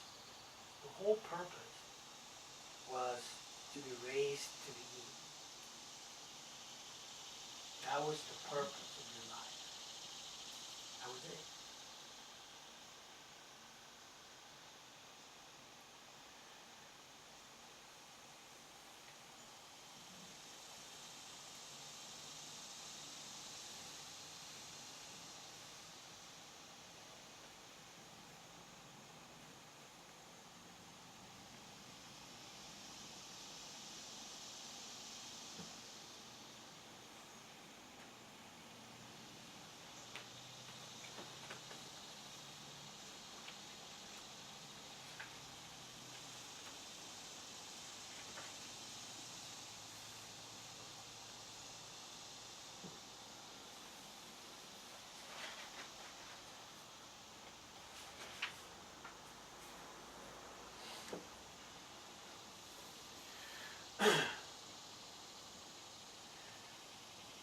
Remember, the purpose of this meditation in the lower realm, number one, remember, the Buddha taught us this. He taught us directly this about the lower realms, about all the realms. that's one thing. But the purpose of us meditating on the suffering of the world around us, so we experience and we develop this deep fear and renunciation, and so we set on the path of the practice. Because if we don't contemplate what could happen to us, then our meditation and our practice will be weak. And will not advance.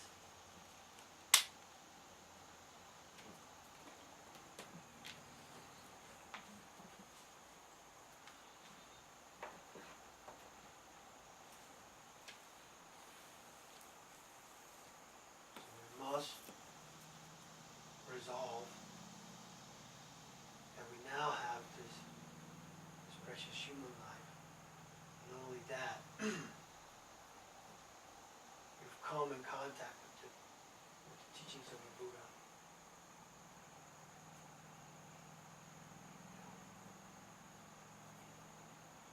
And the three precious gems, the Buddha, the Dharma, and the Sangha.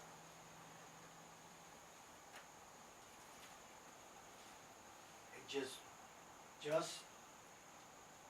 by taking refuge, correct refuge, proper refuge, in the Buddha and the three precious gems, we will eliminate the cause to being born in the lower realms for good. So think about that. Meditate on that.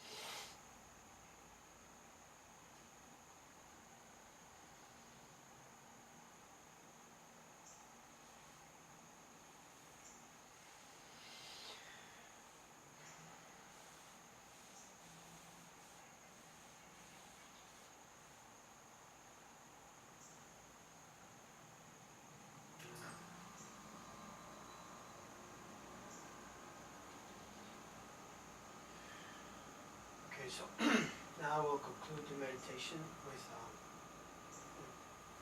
verses of dedication. Through all his merits, may all the Father and Mother sentient beings have all the happiness, and may the lower realms be empty forever.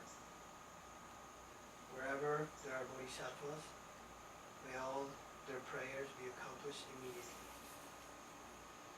May I cause all this by myself alone. Due to these merits, may I quickly, very quickly in this very lifetime, attain Buddhahood and lead all living beings without exception into that enlightened state.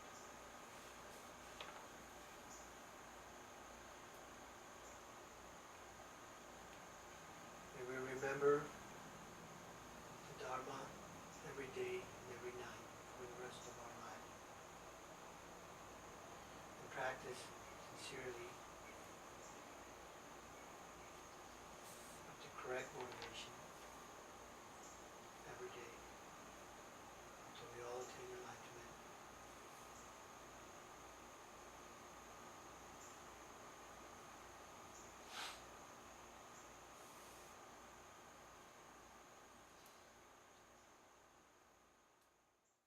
So if you were to do a refuge retreat, right? Because like it wouldn't work, right? If you were just saying they're doing a refuge retreat, just going, only going I go for refuge, some enlightened. I go for Lama, I go for refuge, Buddha, I go for refuge Dharma. If you're not thinking anything, then it doesn't have much power, right? So while you were thinking that, right, like you'd have to be contemplating, any of the thousands of things you could be contemplating that relate to that. But that's what's important, right? Is that you'd be contemplating something related to the theme of refuge. So that makes sense, though. And I mean, it takes getting used to, but you would do it, and whichever thing you contemplate, as long as it's related to refuge, it's correct practice. If you go off to thinking about, actually, there are two things though. One, if you go off to think about something non-virtuous, of course, that's useless, right? Because if you think I go for refuge, the Buddha, I go for refuge, and if you're thinking about, whatever, like somebody you're angry at, then it's not, then it's totally useless. But also that you don't think of, at that time, you don't think about something positive that's unrelated to refuge either. So like, it'd be a mistake if you were thinking, let's say you were doing a refuge retreat and you're thinking that, and then if you were contemplating something unrelated, like, like if you were thinking, well, what's the difference between, this view of emptiness and that view of emptiness, and sort of trying to analyze that, that's not directly related to refuge, so that'd be a mistake. That wouldn't be good. Refuge, I mean, emptiness itself could be related to refuge, but contemplating difference in different views, that's not really refuge theme practice. So I'm just giving you an example there. How about if you were thinking of compassion or something? Would that be? Yeah, we'll get to the version of refuge that is like it depends on how you're thinking. But if you're doing a version of compassion that's related to refuge, then that's fine. I know this is something that's not really pertaining to this module, so if you want to hold up for it, I'm completely fine with that. But I was wondering if you could say, we were just talking about it, and there are like a few words about, just because it's so like in the forefront of my mind right now, of like in terms of like the realms and like the hot hells and stuff, because for me, like I can't, it has no effect on me to hear that. Like I can't relate to that in any way. You know what I'm saying? Like it's just, like, what am I? Like, I don't know what to even.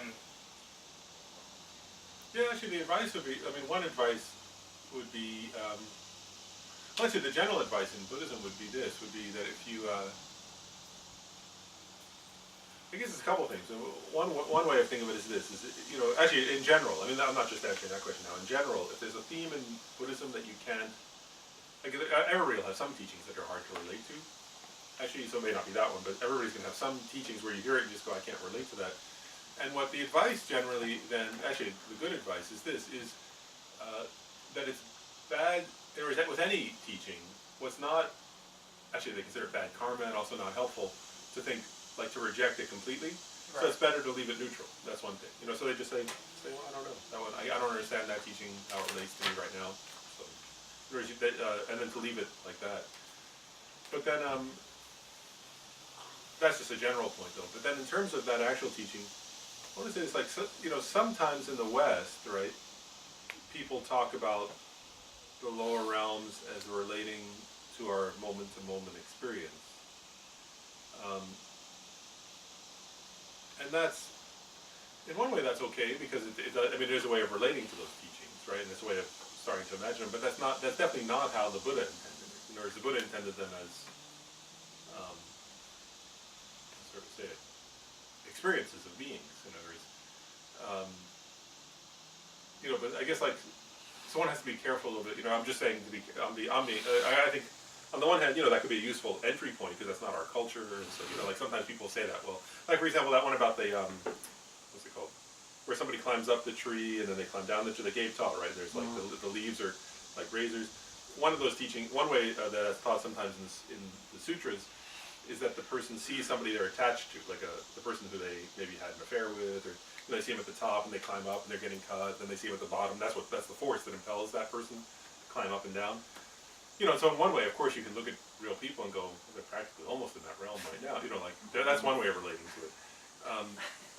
But ultimately, actually, from a Buddhist, for me, actually, I'll just say, like, one way of helping, like, is if you see somebody, like, or is if you believe in past and future lives, that's the first question. If you don't, then it's then you can't relate to this, right? But if you do, then part of the point to that teaching, right, is that, is that, is that the mind creates everything, right? Like that's the Buddhist view, that that our mind and what we, and so if you actually, if you think about it deeply, actually, I'll say this, okay, I'll elaborate a little bit. If you think about what Buddha nature is, right? Buddha nature, we say, is the potential to become enlightened. But what that really means is that the mind itself is, well, first of all, is empty of inherent existence, and also is not inherently like this, like whatever we're seeing, right? At that moment, our mind is not inherently that, right? And so that means the mind can become a Buddha, but that also, if you think about it deeply, that also implies that the mind can give rise to any appearance. And actually, that's true, right? Like, in other words, it's actually quite good to contemplate on this, I personally think. That if you actually contemplate deeply the nature of your own mind, like Buddhism says, the mind itself is clear and knowing, right? And that depending on what you cultivate, your mind can give rise to any appearance. And so, that's true, right? Like, there's two people in the same place. Like, one person can be like one person can be unbelievably happy and think, wow, this is like paradise, right? Like if you think of I think that like about a university, right? One person can be looking at a university. I'm just giving an example, right? And think, wow, this is like the best place in the world. I have all these friends. I can hang out with people. I can study anything. It's like there's everything here, right? Like, somebody else can be so filled with horror that they want to kill everybody else there, right? Like. And it's the same place. Externally, there's no difference, right? They see the same buildings. There's not some inherent difference, but because of the mind, like one person can be viewing it almost like a paradise on earth, and another person can be viewing it so horrible they wish they could kill everybody. Like even when, especially when they describe it as being under the earth and like things like that, like a geographic location, like ascribed to it and stuff. It's like. Yeah, my personal thought on that is a lot of those points. The Dalai Lama has actually said about some of the.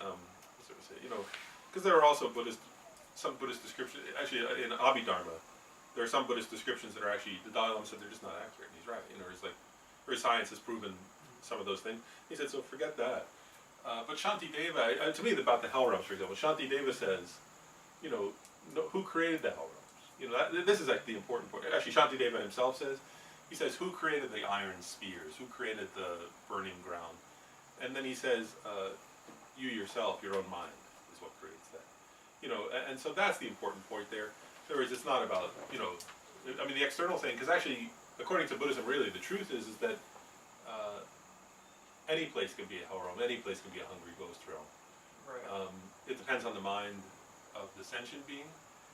And so the idea is this, is that if somebody dies in a state of love, right, what's their rebirth? In other words, if you believe in rebirth, right, if somebody dies in a state of loving kindness, then of course their rebirth can be good.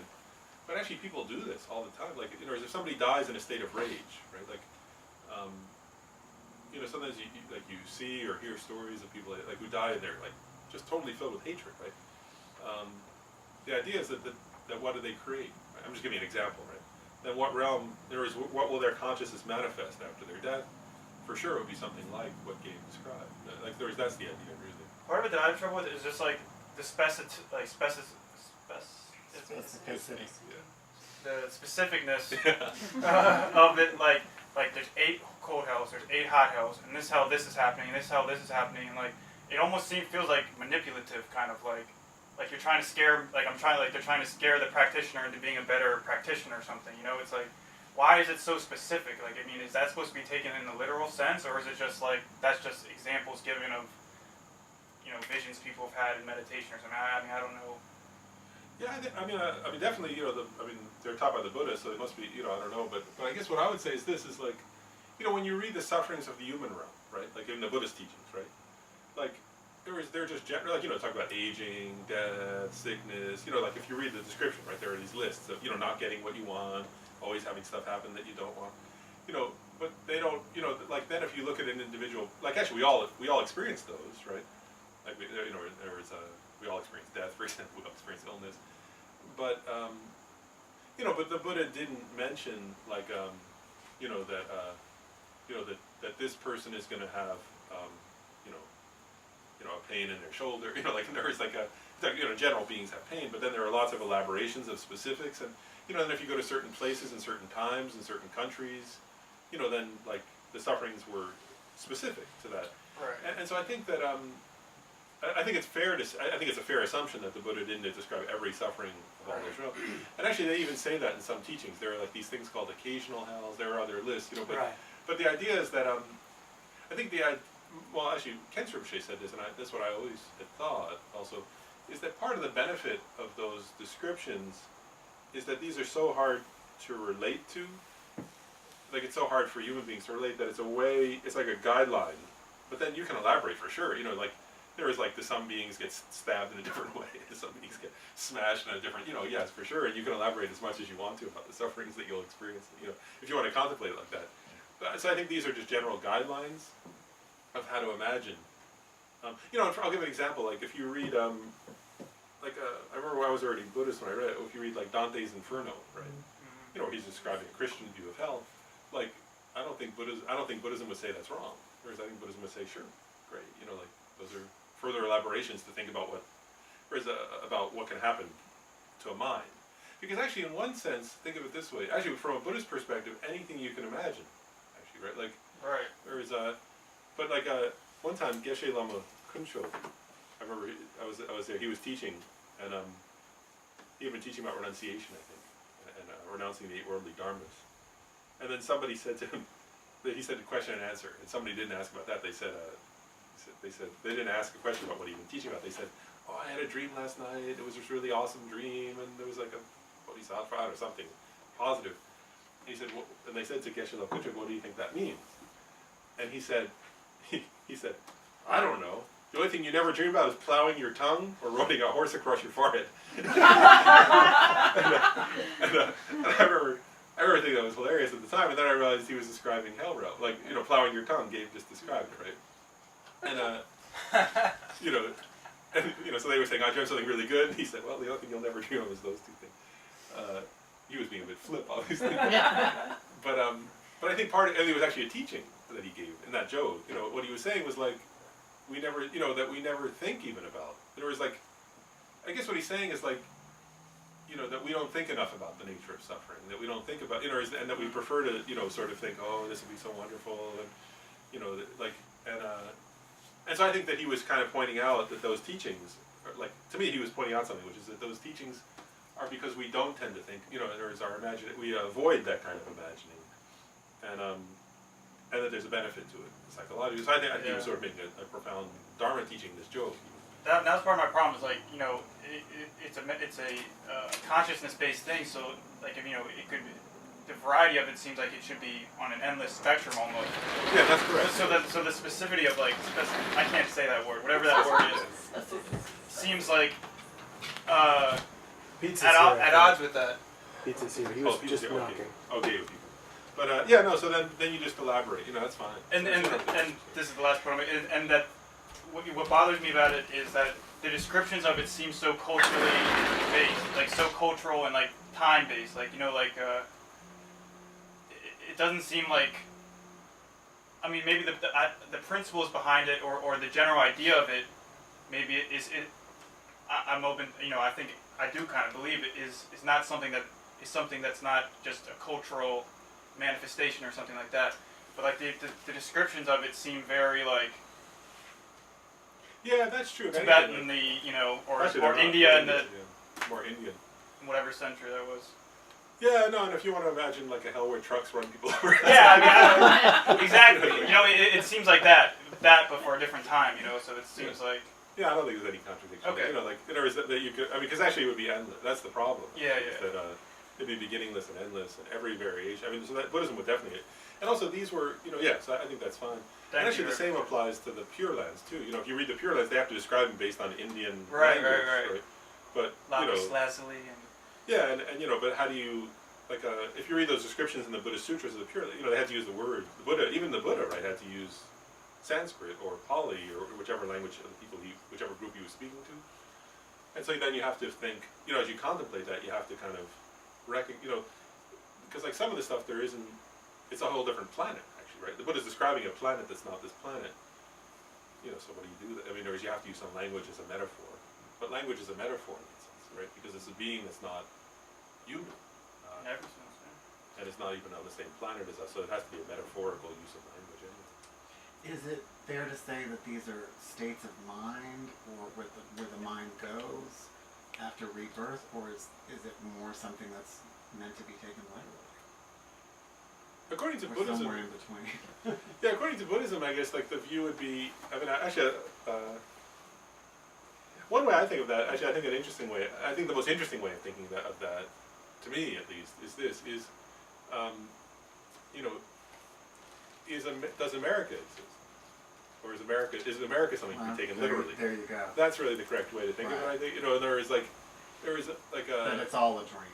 Yeah, America doesn't, like I'm just picking an example because that's where we are, right? That, like, does Virginia exist? In what way does Virginia exist? Actually, Virginia doesn't. There's a, you know, is this Virginia? No. You know, are you Virginia? No. You know, like, there is. Right. Is this a chair or is that really Conceptual. It's like, you know, that Virginia itself, I mean, actually, from any definition, in any way, from a Buddhist philosophical perspective, you can't say that, there's some things different Buddhist tenet systems will debate, you know, does this really exist? But no Buddhist would say that you could actually find something that's really Virginia, right? It reminds me of the Lojong slogans. Yeah, it's similar to that. So in one way, I think a fair way of viewing that is, if you still feel like America exists, then you'll feel like that if you end up in hell, you'll feel like it's real. Or is it, you know, if you are at the point where you know, if you're free from the illusion that America is something concretely existent, then you'll be free from that too. But if you're not, then you won't be. Thank you. That's You're either way, you're still going there. Because You're still paying taxes. Yeah. Yeah, you stop paying. Not everybody. But and even if you, or another way of viewing that is when you're in a dream, right? Like, if you're in a dream, do you know you're in a dream? You know, do you always? In other words, when you have dreams, are you always aware you're dreaming? And can you then turn the dream into whatever you want? Mm-hmm. Or are you under the control of the dream? And they say yogis, like Tibetan, you know, actually not just Tibetan, but yogis who do dream yoga, right? They can always recognize. They say there are some practitioners who, as soon as they start dreaming, they go, oh, this is a dream. And then they fly, or they turn it into a pure land, or they make flowers fall. And then, actually I had a friend who was telling me this, he was doing that practice, and then he recognized he was in a dream, and then he thought, okay, I want to go to Pure Land. And he goes, nothing happened. And he goes, okay, I want to see this, and then it didn't happen. You know, he was like, damn, why are, you know, then he woke up. But that's actually progress, right? Like, at least he's recognized as a dream, then you have to get better and better at that.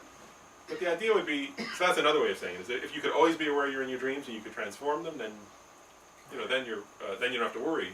But if you can't, and if you don't even know they're a dream, then you'll be, It's immaterial. it doesn't matter. What is that Lojong slogan? I took an intensive class on that. Regard all dharmas as dreams, or something like that. Yeah, something like All phenomena. Yeah. But sometimes, I mean, going back to dreams, I mean, you were talking about the guy that always had good dreams. I've had a lot of bad dreams. Yeah, me too. I have almost exclusively bad dreams. No, I don't have exclusively those, but it happens, and I have some bad ones, and when it happens, you don't really know that it's a dream until later, right? So you really feel like this is really happening to you. Even,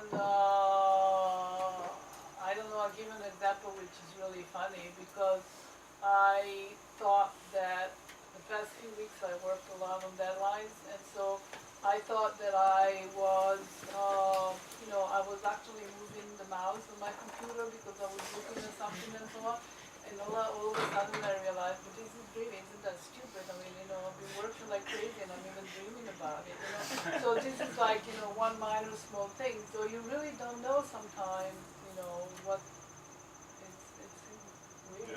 Good point. Yeah, well, and a lot of those realms Gabe described, right? I mean, you describe, like, imagine you, I guess the way it's described sometimes, imagine you, it feels like you're waking up, but then of course you can't wake up from that. Like, whereas it feels like you're waking up into a dream, but then you can't wake up out of the dream, and if it's a bad dream, that's quite, as you're describing, quite terrible. So either way, you're in hell, whether it's perceptual or Right. like, it Yeah, doesn't, doesn't the matter. question is irrelevant. Yeah, if as it's to a whether subjective little or experience, not. yeah, it Right. doesn't matter. We'll start with just a little bit of meditations. So because we focused, Gabe helped us focus on the fear side of the first. So that was like, if you look at when we presented, when we talked about presenting the path, right? That there are 3 scopes, right? So it's the low scope that's focused on benefit, staying out future lives, right? Middle scope, which is trying to be liberated from samsara, and then the great scope, right? So trying to achieve enlightenment for all sentient beings, bodhicitta. So we're still staying with the low scope, right? So that's trying to avoid lower rebirths and gain higher rebirths. But so what we'll do just briefly now, Gabe helped us focus on the fear side of the low scope. So we'll just do a short little bit of meditation, taking refuge. But I'll just guide a little bit on the faith side, right? So how does the Buddha? Right, because in one way is just think, oh, Buddha, help me, right? Actually, that's good, but that's not. But there's more to it than that. If you want to cultivate the sense of logical, reasonable faith. So let's just go ahead. So again, so first of all, assert our motivation, right? So we're meditating together on refuge. With compassion for all sentient beings, as vast as the vastness of space. So the sense of wanting to liberate ourselves and all others, right, from suffering, the causes of suffering. To lead ourselves and all others to happiness and the causes of happiness.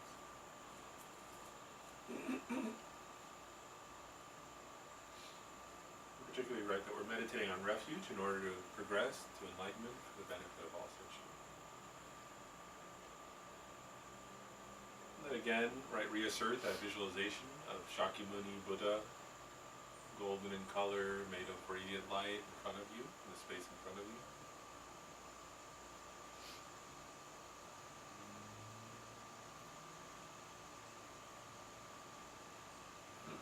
So having generated a fear of the suffering of the lower realms, then, if you want, you can recite the verse, or you can wait, whatever you prefer. But so this is how we would contemplate, right? We think, okay, so visualizing the Buddha there in front of you, right?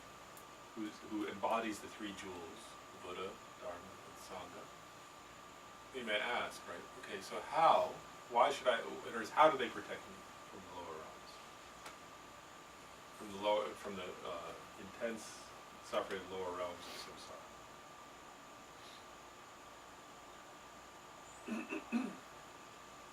And so there are many ways actually to contemplate this.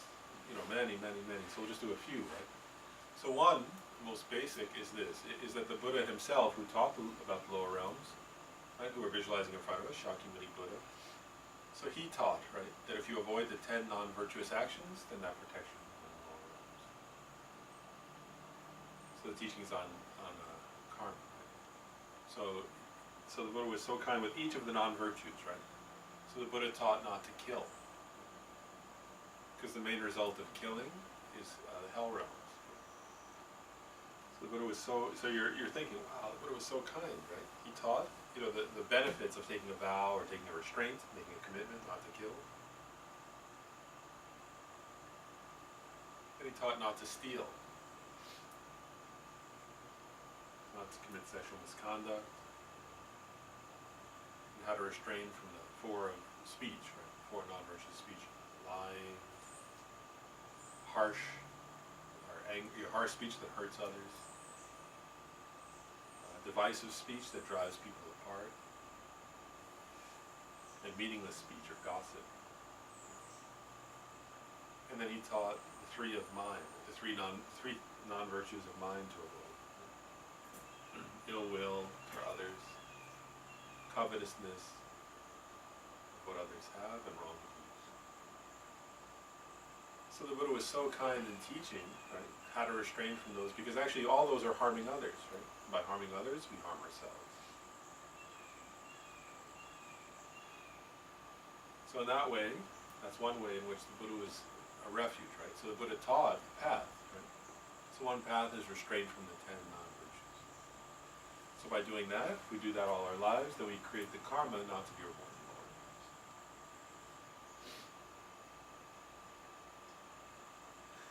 Then also just the practice of refuge itself, right? So in other words, if we do this practice, if we think of the 3 jewels at the time of death, then also we won't be reborn in lower realms.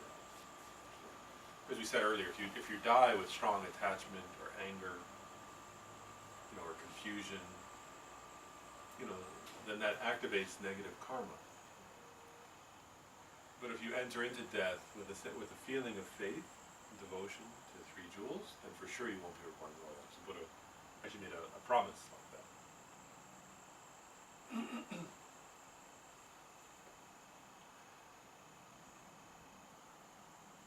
Then also, right, we said the mind is mainly what creates the cause, right? Actually, the mind is the motivator. Karma is driven by the mind, by the motivation. And so as Gabe described, right, if you do actions motivated by anger and hatred, right, or by extreme craving, attachment, covetousness, or by intense ignorance and wrong views, then you create causes in the lower realms. And so then thinking of the Buddha in front of you, you think, wow, the Buddha taught so many methods to decrease those and stop those afflictive emotions, and thereby protect myself from creating unhappiness in this life and unhappiness in future life. So the Buddha taught so many methods to cultivate patience, right, to decrease anger. He taught so many ways of renouncing, meditations and contemplations and remembrances, to decrease and stop craving, desire, attachment.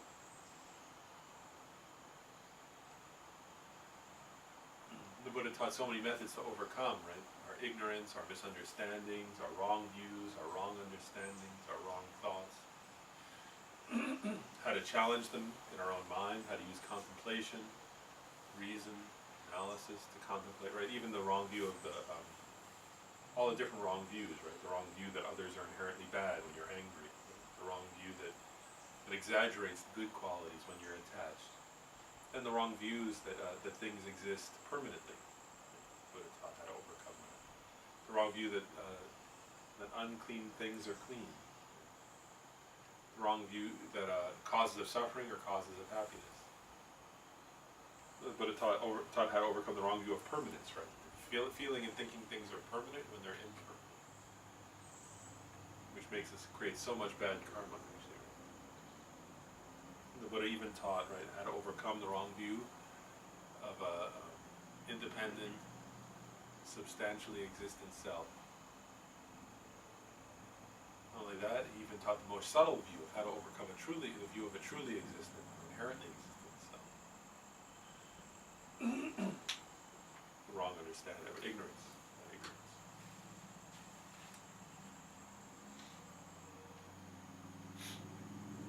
So for sure, right, by practicing all these methods, like taking refuge, and then putting refuge into practice by restraining from the 10 non-virtuous actions, then putting refuge into practice by applying the methods to overcome and decrease and eventually destroy, our own anger, jealousy, craving, grasping, attachment, ignorance, then for sure this is how you contemplate it, then for sure the Buddha actually taught a clear method, actually, without any doubt, Buddha taught a clear method to overcome the suffering in lower realms, so that if I follow those teachings, then for sure I can not be reborn in the lower realms after this life. The Buddha made it so clear how to do that. And actually, you don't have to be a monk, you don't have to be in retreat, you don't have to be a nun, you don't have to live in a monastery. Anybody can restrain from those non-virtuous actions. Anybody can do those contemplations to decrease their anger, jealousy, all those negative emotions. Anybody can do that. So for sure I can do that. So actually the Buddha is a valid refuge from the suffering of the world. So just contemplate like that for maybe, let's say like 10 more minutes, and you can recite, one of those verses, taking refuge, 10, 15 minutes. So I'll just be silent and just we'll take 10 or 15 minutes, contemplate like that, developing a sense of trust or faith or belief, and taking refuge.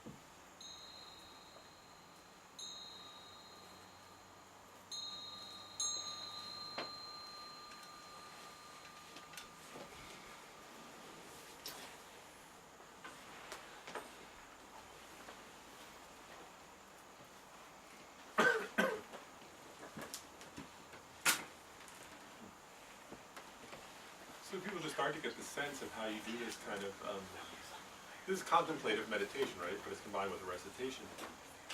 But so you start to get the feeling of how you, in other words, you cultivate, on the one hand, do you see how like, on the side of the faith side, right?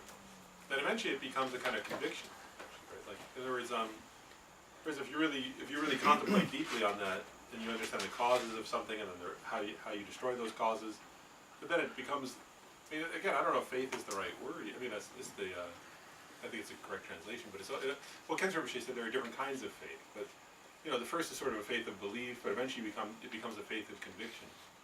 Whereas where you say, wow, it is possible to decrease it, right? Like, that's one that you can develop a clear, right? In other words, there can come a point where you say, of course, definitely, it's, you know, I've done it, I've seen other people do it, it's definitely, like, that's no longer like a, it's, like, I mean, it's still faith, but it's a faith from experience, right? So I've decreased my anger some. I know it's possible to keep doing that then, and I've seen other people do it. So I mean, so like you can actually do, and that's part of refuge, right? In other words, you know, I practiced what Shanti David taught, for example, in the Guides to the Bodhisattva's Way of Life, and yeah, I was more angry, now I'm less angry, and if I keep doing that, it keeps getting less. Like, so that's faith. In other words, and the faith should be based on both reason and experience. Does that make sense? So that's the faith side. And I want to say too, as you meditate on this, right, at the beginning you use a lot of maybe concepts, right? You think, you know, oh wow, you know, suffering, like, you know, Gabe said this suffering in hell is like that, and that comes from hatred, and, you know, you could decrease hatred, so it's possible to avoid that.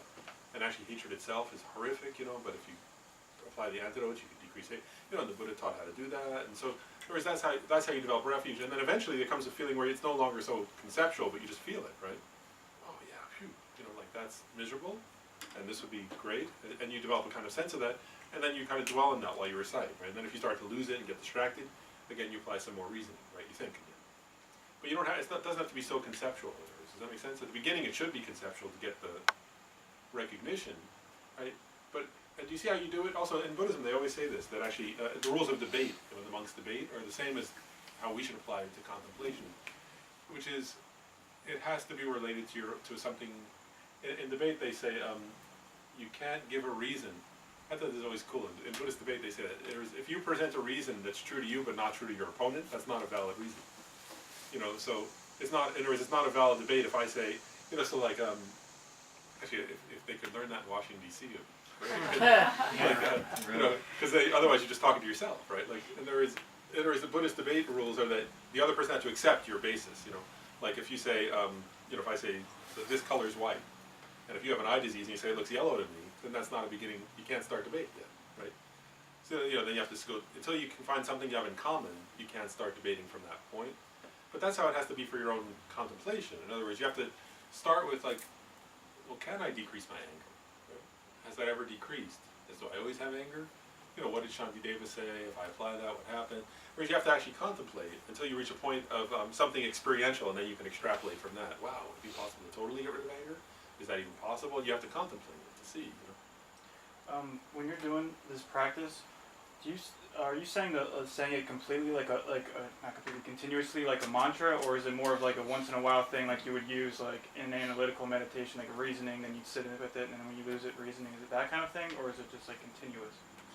Look, the way I personally, if I like when if I do a refuge retreat, right? Like if I do that, and what I'm doing is like, so I pick a verse. Let's say like I go for refuge until the night. Practice of giving and other perfections, spend with Buddha and all these, right? So what happens is that like, for me is I'll start reciting that, right? And I'll use a mala, for example, right? Like, so I'll be reciting that, and eventually that becomes a habit that helps to keep me on track. You see what I mean? Like, that's the benefit of recitation like that, is it keeps your mind, actually mantra means, that's not a mantra, but mantra means mind protection, which means your mind doesn't drift away to bad things, right? Man is mind and tra is protect. So actually even mantra just means you're protecting your mind by keeping it on something good. So the idea would be, so let's say I get in the habit of reciting that, right? And then while I'm reciting it, I'll be thinking, you know, let's say at the beginning I might think, well, why do I take refuge in the Buddha, Dharma, and Sangha, right? Well, I don't want to, let's say I'm using what Gabe led us in. So I say, well, I don't want to go lower realms. Well, how do they protect me from that? You know, so I'm still reciting, right? Oh, they protect me because they can teach me how to, you know, I've read the teachings, I understand how to decrease my negative emotions, my afflictive emotions.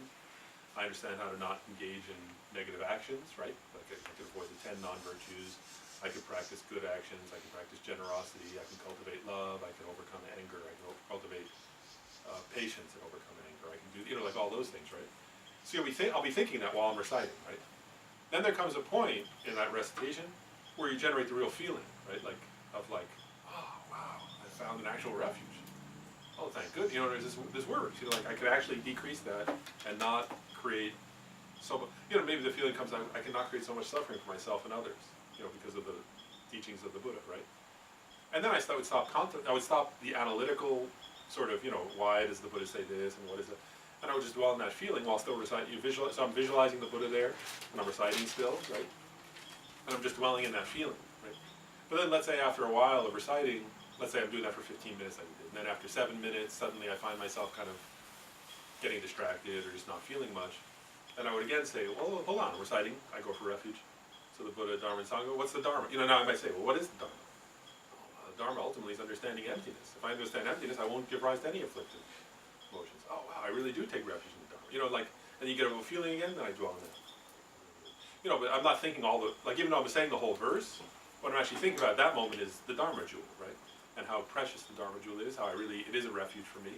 Right? You know, I'm thinking, because Dharma is like, if I'm thinking that, I can understand the ultimate nature of reality, I won't give rise to any anger, any jealousy, any afflictive greed, you know, all that. And then you just dwell on that for a while. So that's the way I would do it, and I would keep reciting. Now some people stop reciting for a while to contemplate because they can't do both at the same time. That's fine too. You know, as if you can't recite, you know, if the recitation is getting in the way of getting the feeling, then stop reciting. I think if you do it enough, like this is, because what's the way to say it? If you do enough retreats, you get the hang of it after a while. And that's the way Tibetan retreats tend to offer, I mean, not all of them. Some, you know, if you're doing a Shine retreat, a Kamabaya retreat, you don't do any recitation during the meditation. But in all these, like, in most of the preliminary practice retreats, and also the deity retreats, you recite mantras a lot of them. So a lot of times you get used to reciting a mantra or reciting a verse, especially a simple verse. But I remember somebody asked Rinpoche, they said, if you're meditating on bodhicitta, should you recite something, you know? And he said, if you want to recite Om Mani Padme Hung, it's easy, you know, so that's okay. He said, but don't recite anything so long that it'll distract you from meditating on bodhicitta, because then you miss the whole point. In other words, you don't just, if you're just focusing on, you know, if you recite some very long mantra where the whole point is like, oh, it's not more right, what comes after, try, or, you know, then that's not helpful. You know, but if you get used to something and it's easy, you know, then it becomes like a tool to stay on track. So the recitation is not as important as the developing the, you know, if you're dwelling in a real feeling of refuge in the Sangha, let's say, you know, just to give another example, and you stop reciting, fine. The recitation is not what's important. The recitation is just a tool to help, you know, like to help keep your mind on from drifting away. But if the recitation becomes an obstacle to contemplating, then drop the recitation for a while and come back to it if it seems useful. Because yeah, in this kind of context, recitation is not as important as developing the conviction and the feeling of refuge.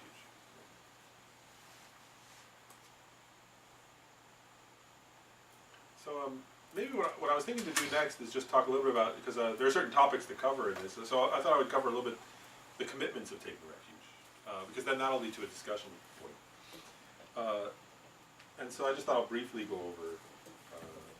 over those, right? So, and the first one, actually, I'm going to say it now, and then later we're going to interact around it. But for each of the three jewels, there are things to be avoided and things to be practiced. So if you take refuge in the Buddha, right, the first of the three jewels, it says then you, technically what it says is then you shouldn't take refuge from the depths of your heart in gods like Brahma or Ishvara or Shiva, and don't prostrate to such objects, and don't entrust yourself from the depths of your hearts to non-virtuous friends or non-Buddhist teachers, you know, and so on.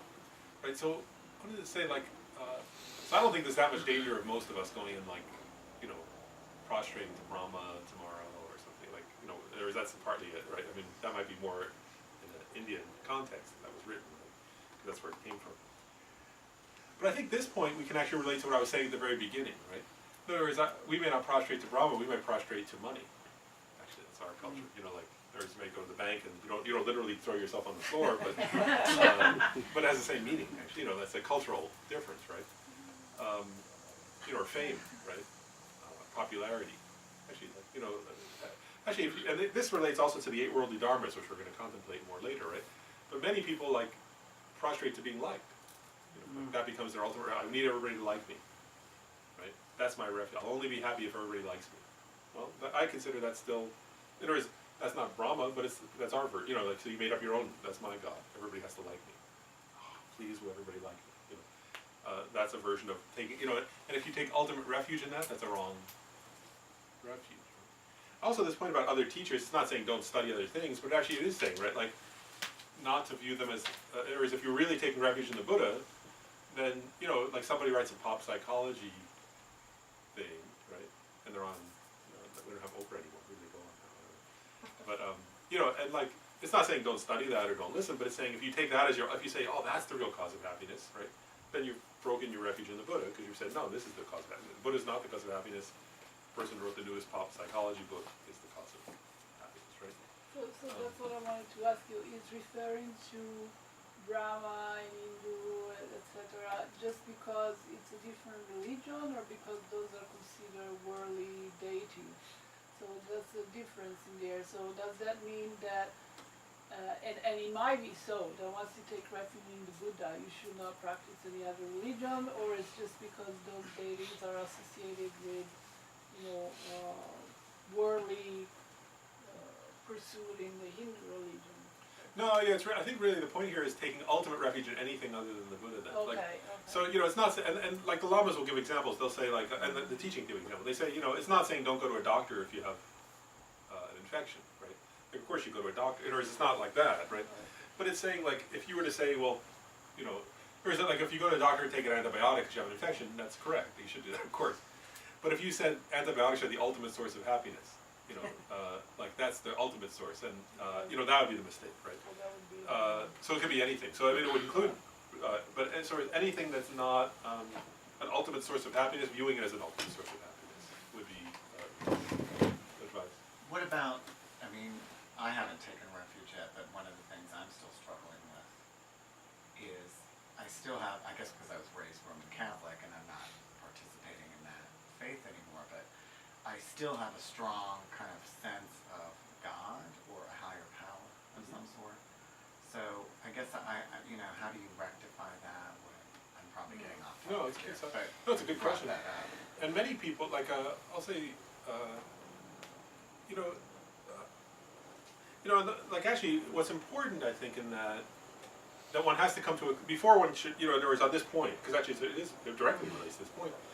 I think one has to really come to a very clear conviction in one's own mind about what oneself is, because nobody has to take refuge, right? It's for one's own choice. But one has to come to a clear, so it's not like in other words, I want to differentiate here. Like if one is saying, like for example, the many, actually, because even within monotheism, there are many different definitions of God. Right. So it becomes a little tricky. But if let's say somebody's saying the common definition, God who created the universe, right? Then that would be, in other words, you can't, in other words, that would be, well, I'm sure to say this right. That would be breaking this advice, right? If you say, I believe in a God who created the universe, who created everything, and I take refuge in Him, right? That would be a contradiction of this. On the other hand, I know people like this. I'll just give an example. Like I have friends who say, who use the word God, right, in their because of our cultural context, but who say, if somebody says, well, to me, God is universal love. Well, that doesn't really contradict this because universal love is something the Buddha taught. Or right? God is emptiness. Yeah, God is emptiness. Right. That's different. Right. So you have to be very clear in yourself what you mean, and as long as you're clear, as long as it's not, so then you're saying, well, if God is emptiness and the Buddha taught, in other words, if you're going to define it that way, right, because it's a word. Actually, in Buddhism, I like this. They say, in Buddhist philosophy, they say any word can, that any word can be used to describe anything. There's nothing inherent to any given word. Like, so if we say Jodi, right, like, there's nothing inherent to you about, that was just something somebody picked, and there's nothing inherent about you, so in other words, you could change your name and there's no contradiction. And also there are other Jodis in the world, right?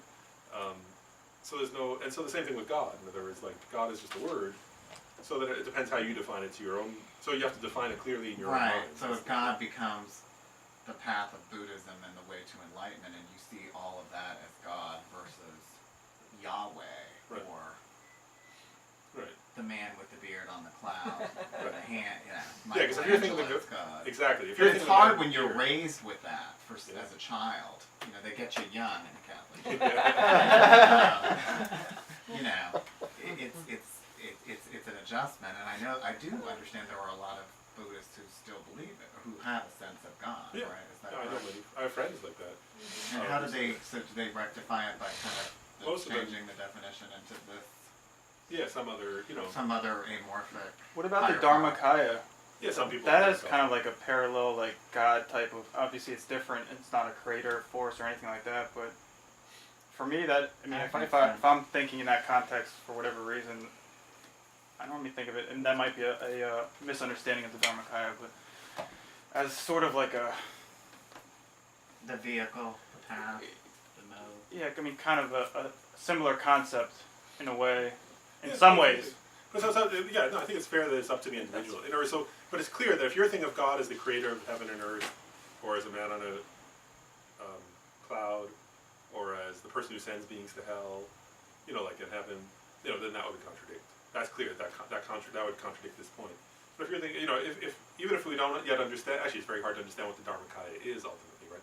But if we just say, when I say God, I mean Dharmakaya, right? Well, then, No, but if you're praying to that God, because we've been raised like, the Serenity Prayer, or, these prayers, yeah.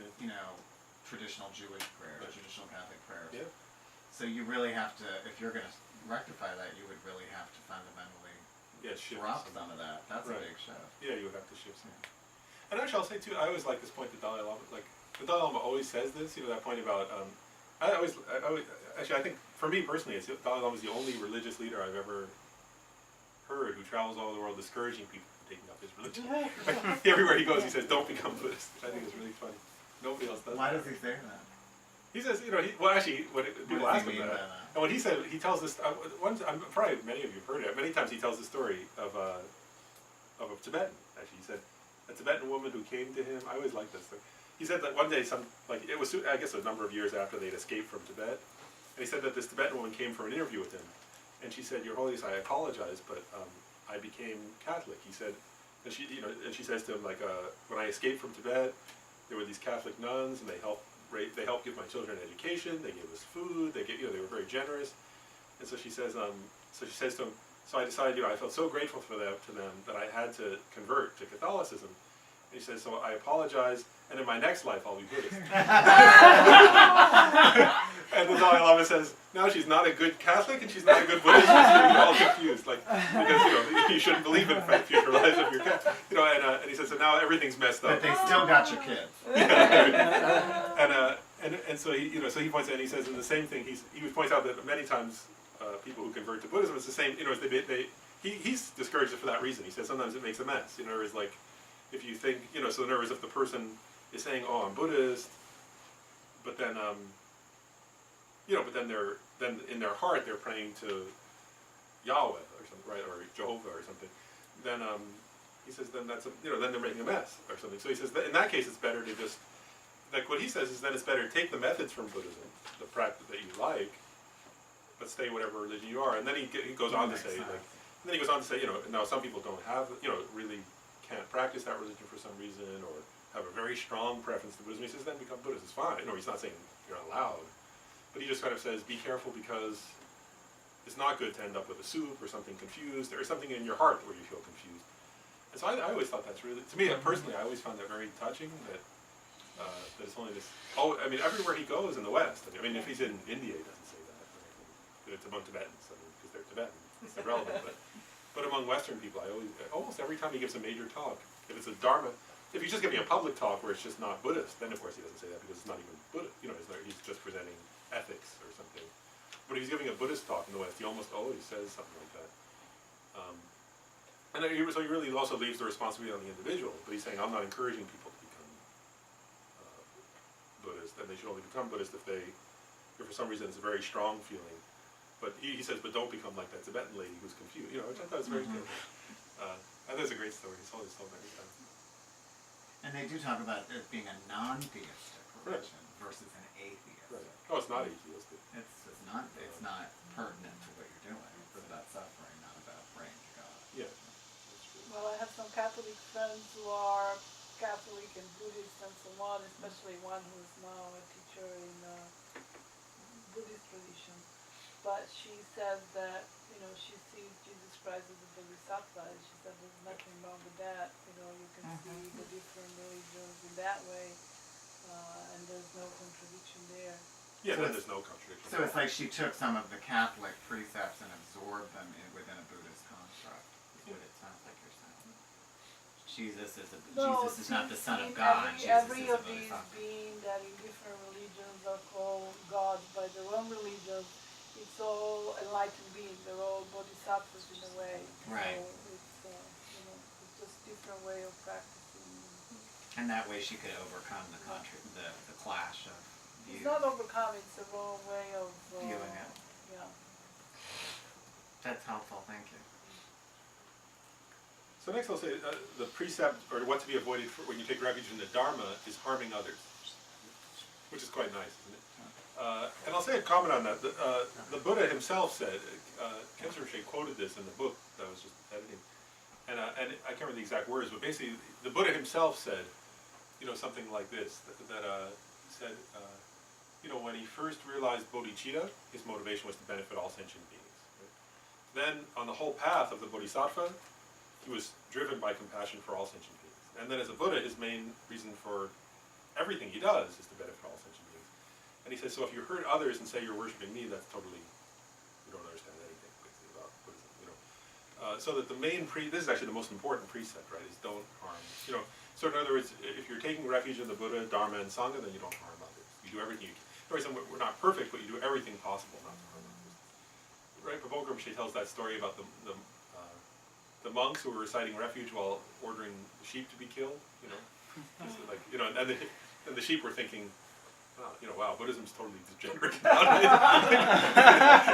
The sheep knew more about Buddhism than the monk. You know, the monk was saying, the monk's going, yeah, I want 2 sheep. I don't know, it's like the butcher, so, you know, and the sheep's looking, going, you know, what's happened to Buddhism? It's totally degenerated. I don't even know.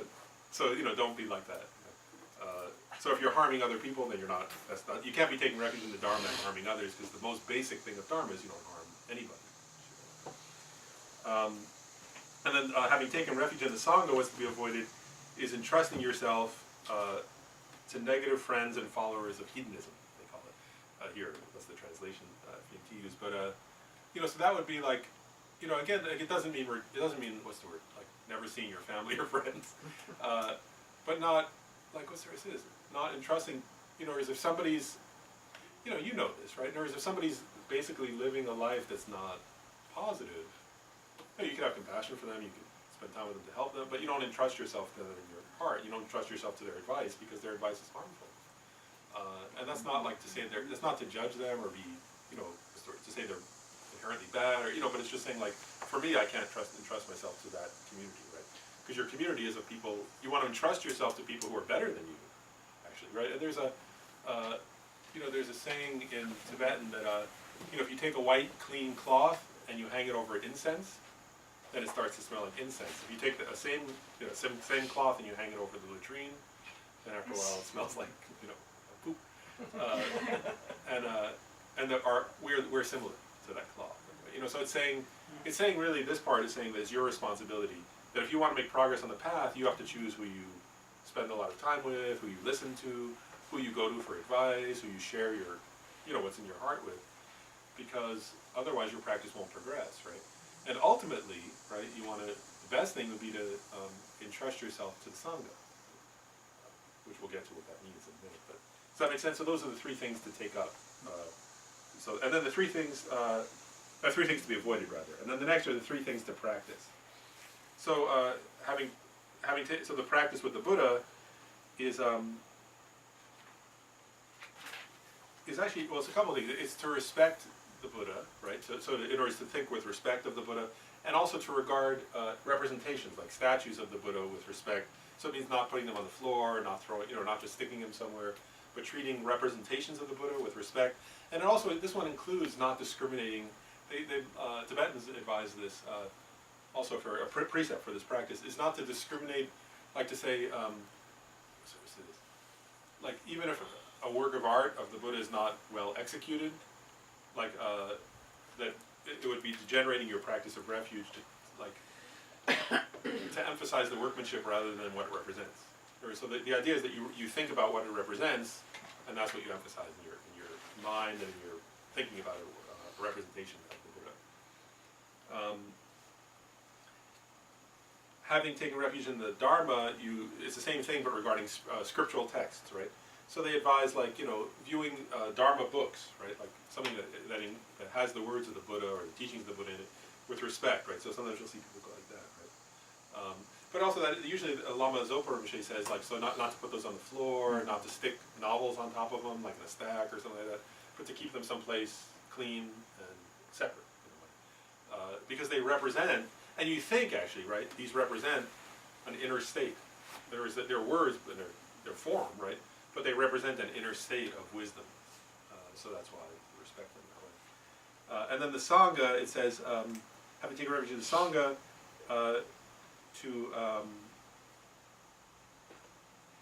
to show respect to anybody who is a monk or a nun who wears the robes of a monk, and even to show respect to them, or a monk or a nun, and to even show respect to the robes themselves, because they represent. In other words, the same way that books aren't actual, books are form, right? But they represent something internal.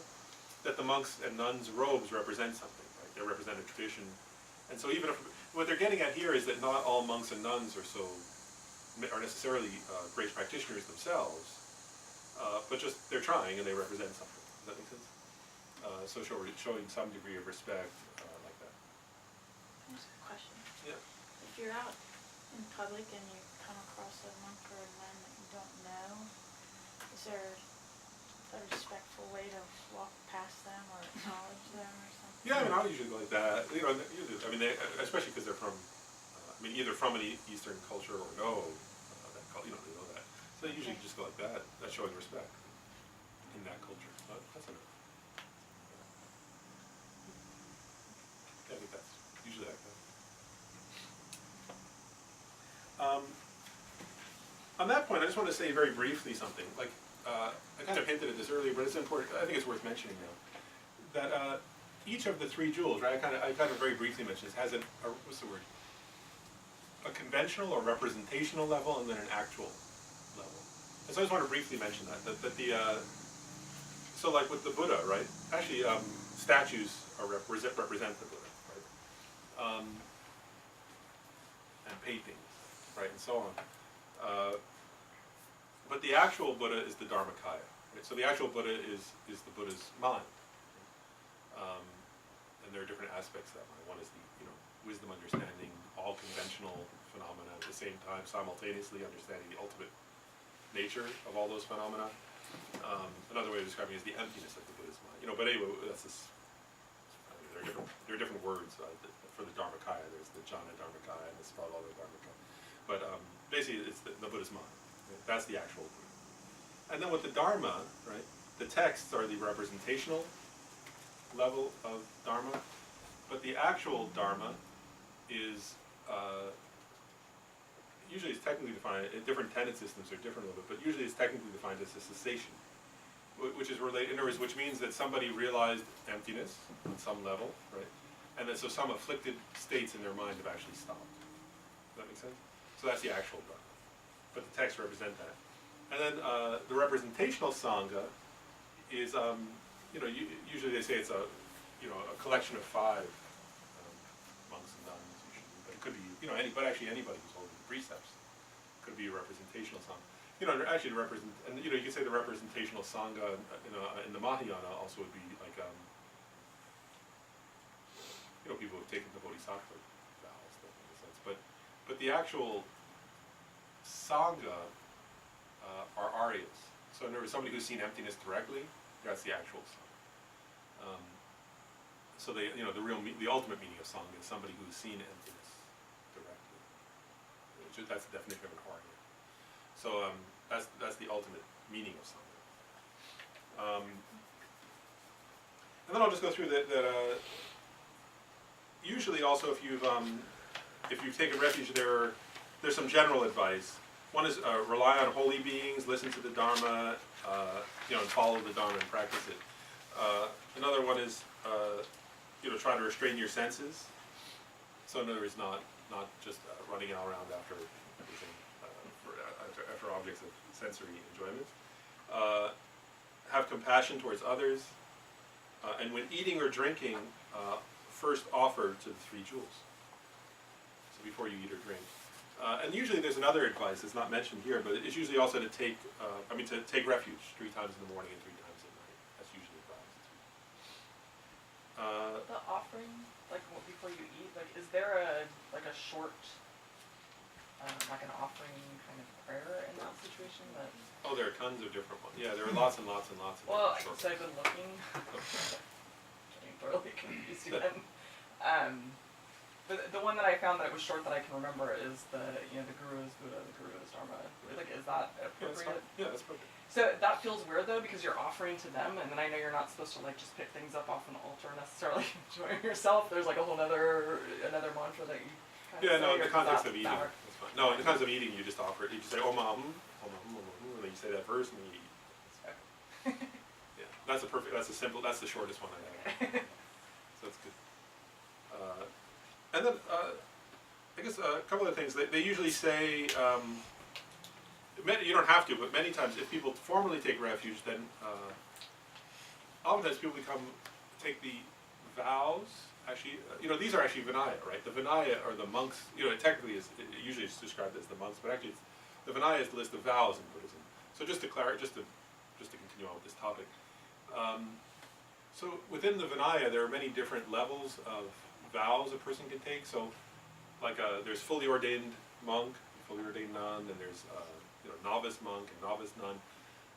There's also the 8 precepts that you can take in the Hinayana or Mahayana, 8 Mahayana precepts, the Hinayana version.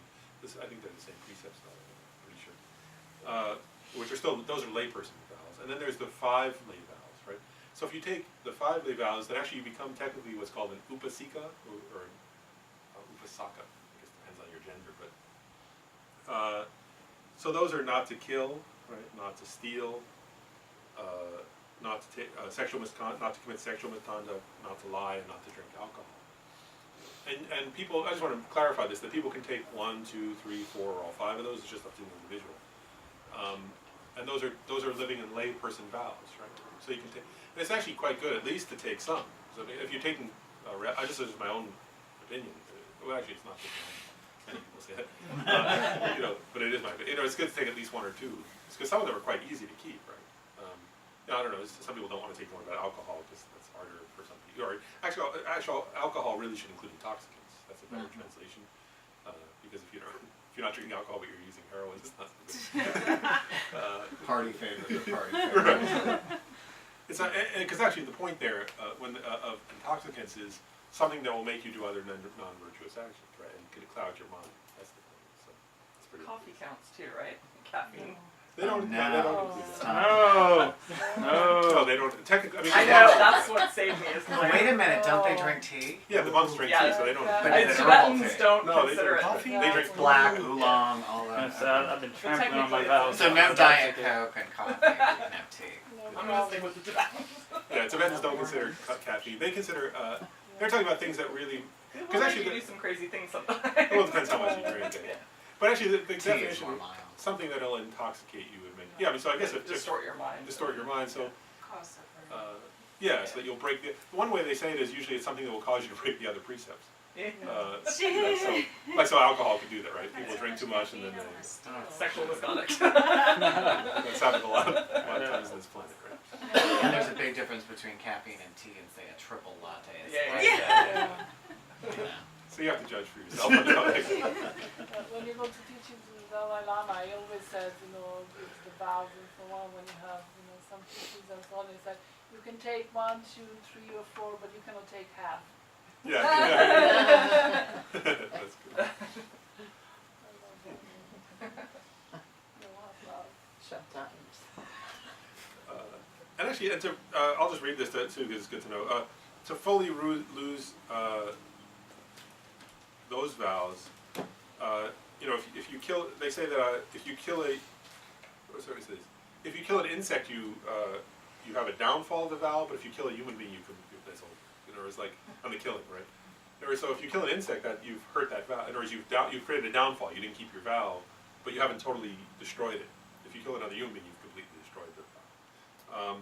The same way, if you steal something that has value to somebody else, you've totally broken the valve. If you steal something like, if you take somebody's pen, it's not a valuable pen, but you just forgot to get. That's like, you do it with intention. Like you think, oh wow, I need a pen, and you don't tell the person, and you just take it. It doesn't really have much value, maybe, to the person, so it's not destroying the valve, but it's harming the valve, downfall. They give the example of sexual misconduct, where they say, having an affair with somebody who's married, or if you're married, having an affair, that's completely destroys the valve. They give examples of engaging in sexual activity, in places that are inappropriate, or at times that are inappropriate. Like, for example, on a holy day when they're supposed to not be doing that. If you're in a monastery or something like that, you shouldn't be doing that. That's harming your valve, but it's not completely destroying it.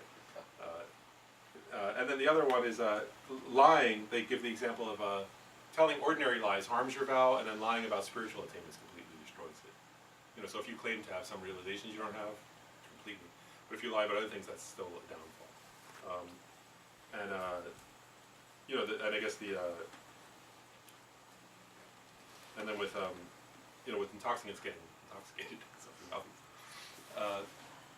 So I just wanted to review those things, but so I think what would be good now is this: because we usually do some interactive exercise. So I think we'll do an interactive exercise now. And what I want to suggest for the interactive exercise is going back to refuge in the 3 jewels, right? And think about this. The point with the refuge in 3 jewels, right, which we have to, I just want to make sure we're contemplating this, is that they should actually be able to alleviate one of those major things, right? So the suffering of the lower realms, the suffering of samsara in general, or the unenlightened not yet being a Buddha, right? The suffering of others. In other words, you should be able to actually accomplish the welfare of others. So for an interactive exercise, I want to do is we'll break up into groups and sort of talk about this. But what I want to ask you guys to explore is this: is to think for you personally of like going back to that prostrating to the worldly gods, right? To think about objects of refuge that you personally take refuge in, right? Sometimes that are not valid objects of refuge. Let's put it that way, right? Or is that don't really work. And then to explore together, first of all, so to share that, right, with each other in a small group. What are, and it doesn't, you just pick, you probably have lots, but just pick 1 or 2, at the most 3, that, because we don't want to go on all day with everything, But pick 1 or 2 examples of a non-valid object of refuge that you turn to for refuge. That makes sense, right? And then just to explore together in what situations do you do that, and how would you substitute a valid object of refuge, right? And I want to point something out here that I think is kind of, I'm just going to, this is my, again, that's the exercise. I want to point out something that I think is worth noticing, right? Like, actually, like, something I think is cool, actually, about, that relates to this, is, when what's his name, Bill W. was founding AA, right, the original founder of AA, he wrote a letter to Carl Jung, and he said, and he said to Jung, he said, I'm founding this organization, and I'm really excited about it. I'm thinking of creating some steps, for people to go through. And Jung was this famous psychiatrist, one of the 2 most famous living psychiatrists. And he said, do you have any advice? And Jung said, if somebody's addicted to something, it'd be really good to have, ultimately there's a spiritual longing there that's unfulfilled, and so they're projecting it onto the wrong thing. And he pointed out, I think in his letter back, something about, basically the etymology that people call alcohol spirits, and like that they're actually longing for something spiritual and like that, right? And so he said, it came from him. So he said, so maybe it'd be good to have a higher power in there. That's where that step came from in AA. And the point there, I guess, is this: actually, I think Buddhism is saying something similar. I think Jung was saying something similar to what Buddhism is saying. In other words, that we're longing for something all the time, right? And so we chase after objects of desire, but they never work, and it never works in the end. And that what Buddhism is saying is, so replace that with something spiritual, and the definition of spiritual is very specific in Buddhism, right? It's not generic spirituality, it's a particular, first they're talking about compassion, wisdom, things like that. But so that's what I guess I want to explore in this. We're not talking about AA here. I'm just saying. I'm just using that as an example to say the idea here is what do you use for refuge? Because you know, an alcoholic uses alcohol for refuge, right? But for us, everybody it's something different. But how do you? The idea here is there a way to substitute something from the Dharma into that role in your life?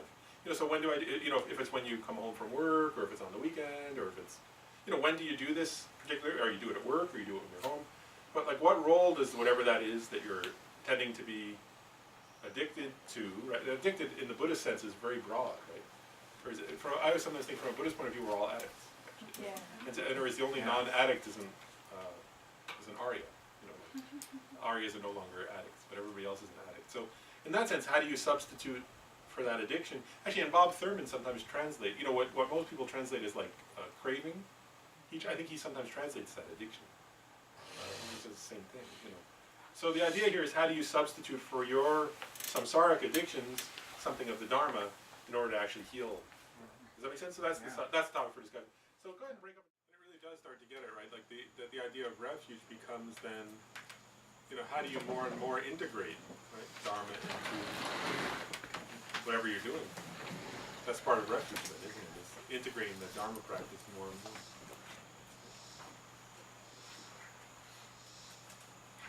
Well, and we'll explore that more tomorrow. Tomorrow we'll look particularly at the 8 worldly concerns and refuge, and sort of we'll explore that in the discussions tomorrow. So it'll be similar but slightly different. I mean, what you discussed today probably was the 8 worldly concerns, but tomorrow we'll look at the framework. Which are actually very useful. But, so maybe what we'll do next is one goal for today is to go through the both the low scope and the middle scope practice, right, of refuge in relation to refuge, and then tomorrow we'll look at Mahayana refuge and resultant refuge. So maybe so this will take a number of meditations because the middle scope is so the middle scope, right, means in this case what we're looking at is the fear of samsara in general, right? So before we look at the fear of the lower realms suffering, now we're going to look at the fear of samsara in general, right? And I just want to mention, right, of course, samsara in general includes the lower realms, right? So it's not, we're not leaving those out.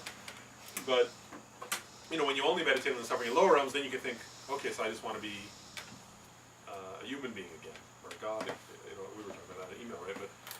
But actually, since we're all human beings here, then we know that human being is not sufficient, right? There's just being born a human doesn't solve all your problems, unfortunately. But so again, though, what we'll do is we'll first meditate on various kinds of suffering of the samsara in general, and then we'll later meditate on more extensively on how the 3 jewels provide freedom from that. Buddha, Dharma, and Sangha provide some kind of freedom or liberation from that. Which actually, this version of refuge accords with the Four Noble Truths, right? People know that teaching, right? There's the cause, suffering, and cause.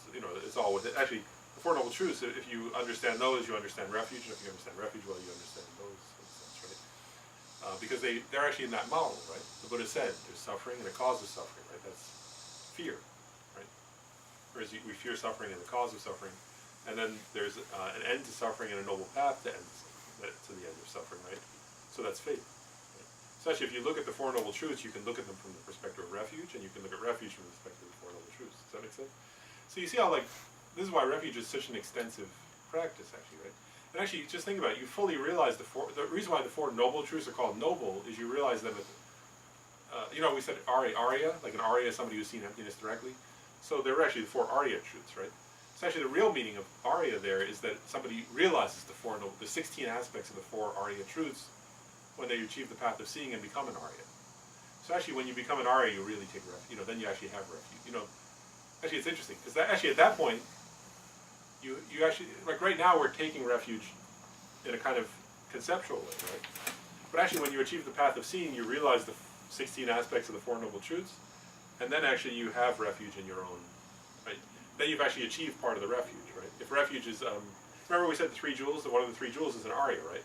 So when you've become an Arya, you've become a Sangha jewel, and you actually have the Dharma jewel in your own mental continuum, right?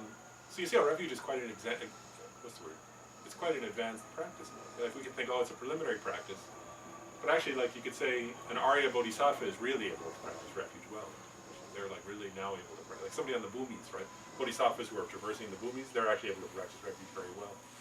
Because they actually gain a deeper and deeper understanding. And also they understand what a Buddha is much more deeply than we do, right? So when they think I take refuge in the Buddha, right, they have a much more experiential understanding of what a Buddha is, right? And also their the Dharma jewel, for us, like we can sort of intellectualize, oh, the Dharma is the antidote to suffering, right? But they actually have, you know, it's like somebody saying, I don't know, somebody saying a lawnmower can cut grass, but you've never seen one before. And then somebody who's out cutting the grass and saying, oh, a lawnmower cuts grass. You know, I'm using cutting because it's actually cutting off suffering, right? So I use that metaphor. But it's actually, you start to see how refuge is a very advanced practice, right? So we're beginners at refuge in a way, until we achieve Arya. And actually the best practitioner of refuge is the Buddha, right?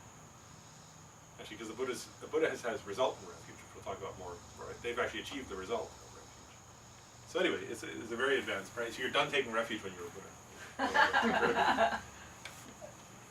Then you just are a refuge for others, but you don't have to take refuge. So it's actually a practice that goes all the way to Buddhahood. But so maybe what we'll do is, there are different lists of sufferings of samsara, and those lists are just to contemplate, right? They're just tools for contemplation. So we'll go through, maybe, do people prefer longer sessions of meditation or shorter? Because I could do there's a list of 7, there's a list of 6, and there's a list of 3. Do people want to do one meditation on all those lists, or should I do the 7 and then take a break? And then do the 6? What do you prefer? Breaks. Okay. Yeah. Breaks. So why don't we'll just do the 7 human suffering, the 7 sufferings of the human realm, and then we'll take a break. And so this one actually, for people for whom the lower realms were hard, this one should be easy. Because I'm going to start with the 7 there are different lists. There's one list of 10, there's another 8, but I'm just going to do the 7 sufferings of the human realm. And so you all know these. You've seen them directly with your own You've had the realization. some you've realized and some you're going to realize. Yeah. Some that you haven't realized yet, but you're on your way. Oh, Lauren. That's the truth, whether we like it or not. But okay, so again, we'll kind of get our meditative mode. Again, we can reassert our visualization, the space in front of us, of Shakyamuni Buddha, embodiment of 3 jewels, golden in color, begging bowl, earth-touching mudra, wearing saffron robes of a fully ordained monk, with a crown protrusion, Ushnisha on his head, the kind of long ears of Buddha, in an aura of golden light. Remember the Buddha, that we remember that the mind of that Buddha is the actual Buddha jewel. The speech of that Buddha is the Dharma jewel. And the form of a fully ordained monk of that Buddha is the Sangha jewel.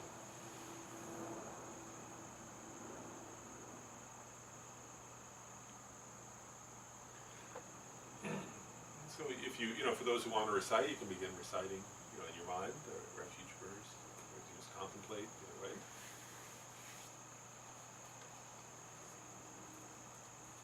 But then we think, right, okay, so why am I taking refuge? And I'm meditating on refuge, but why would I want to take refuge? Okay, so earlier this morning, I thought about sufferings of the lower realms, and how the Buddha, Dharma, and Sangha can protect me from those. But actually that's not sufficient. Because just if all I do is get reborn again as a person, let's say one more time, and then I go to lower realms after that, that's in no way satisfactory.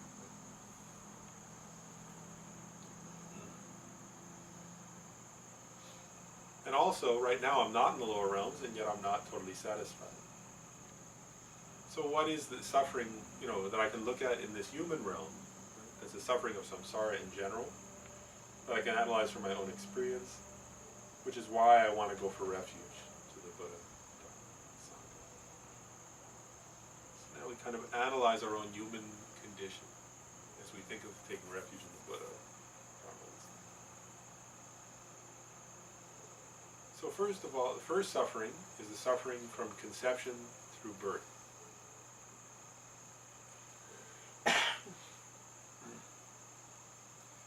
So right from the beginning, actually, there's no satisfaction. When as a fetus, when I was in my mother's, we're contemplating like this, right? Even when I was a fetus, even if I can't remember that, right? But even then, actually, it's not quite so great. First of all, like sometimes you're right side up, sometimes some babies are upside down. Although the mother's very kind and tries to be very careful, right? Like actually it's not quite so comfortable.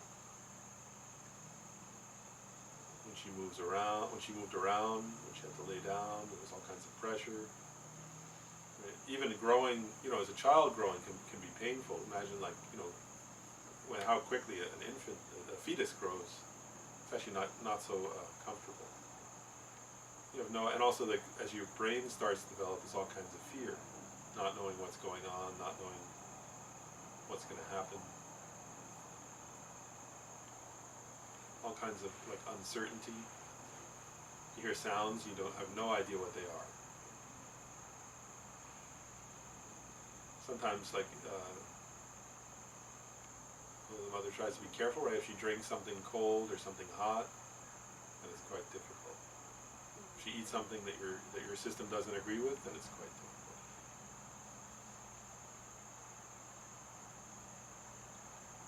And all these strange appendages are popping out of you. It'd be very a strange existence to be a fetus. And then of course birth itself could be completely terrifying. You have no idea what's going on. It's like being, you can imagine incredible suffering and fear, confusion.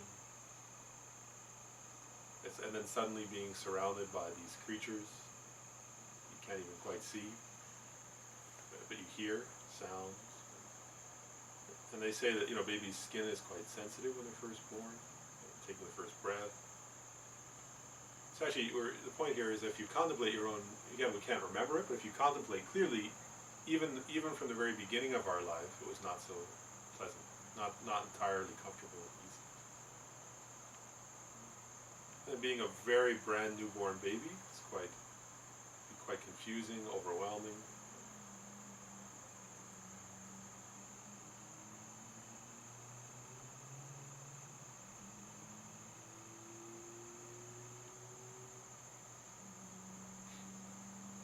And then just intrinsic.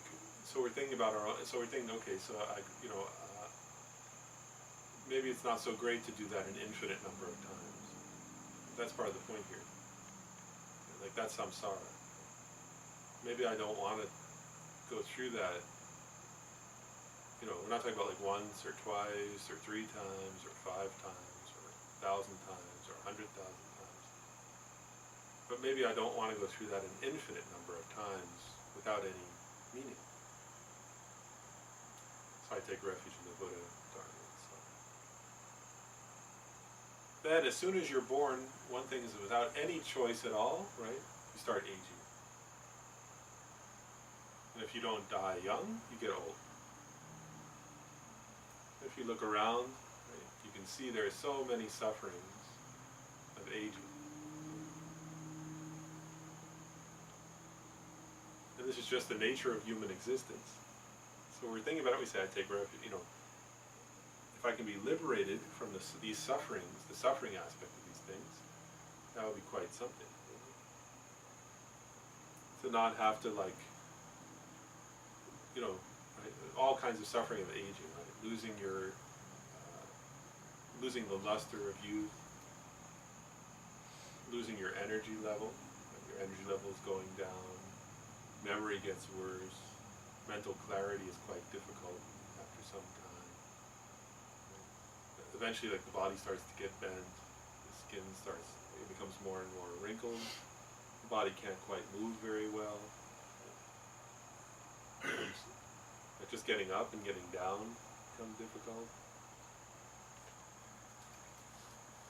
old enough, it's hard to even be independent. Right? To live independently becomes difficult, and yet you may be afraid of not being dependent on others.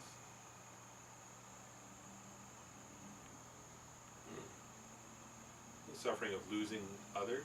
Right? As you get older, you lose people who you love without any choice. It's just the existential condition of this realm.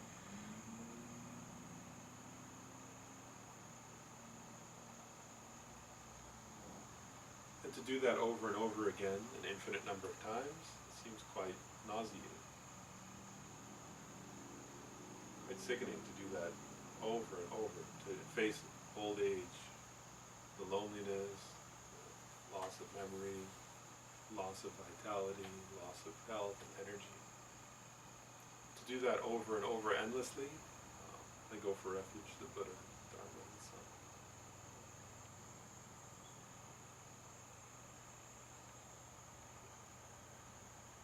Lama Tsongkhapa gives the analogy of aging. He says it's like when you're born, it's like being pushed off a cliff. Without even 1 second, in other words, when a person's pushed off a cliff, they don't pause every now and then on the way down. Lama Tsongkhapa gives that analogy. He says, so from the time of your birth, you're falling towards death, actually. And that falling is aging. It never stops even for a millisecond.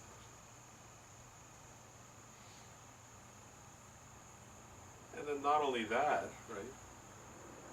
At least if you could guarantee to be healthy, until you're old, that'd be nice, right? But actually, nobody's guaranteed that. And so, if we look around on this planet,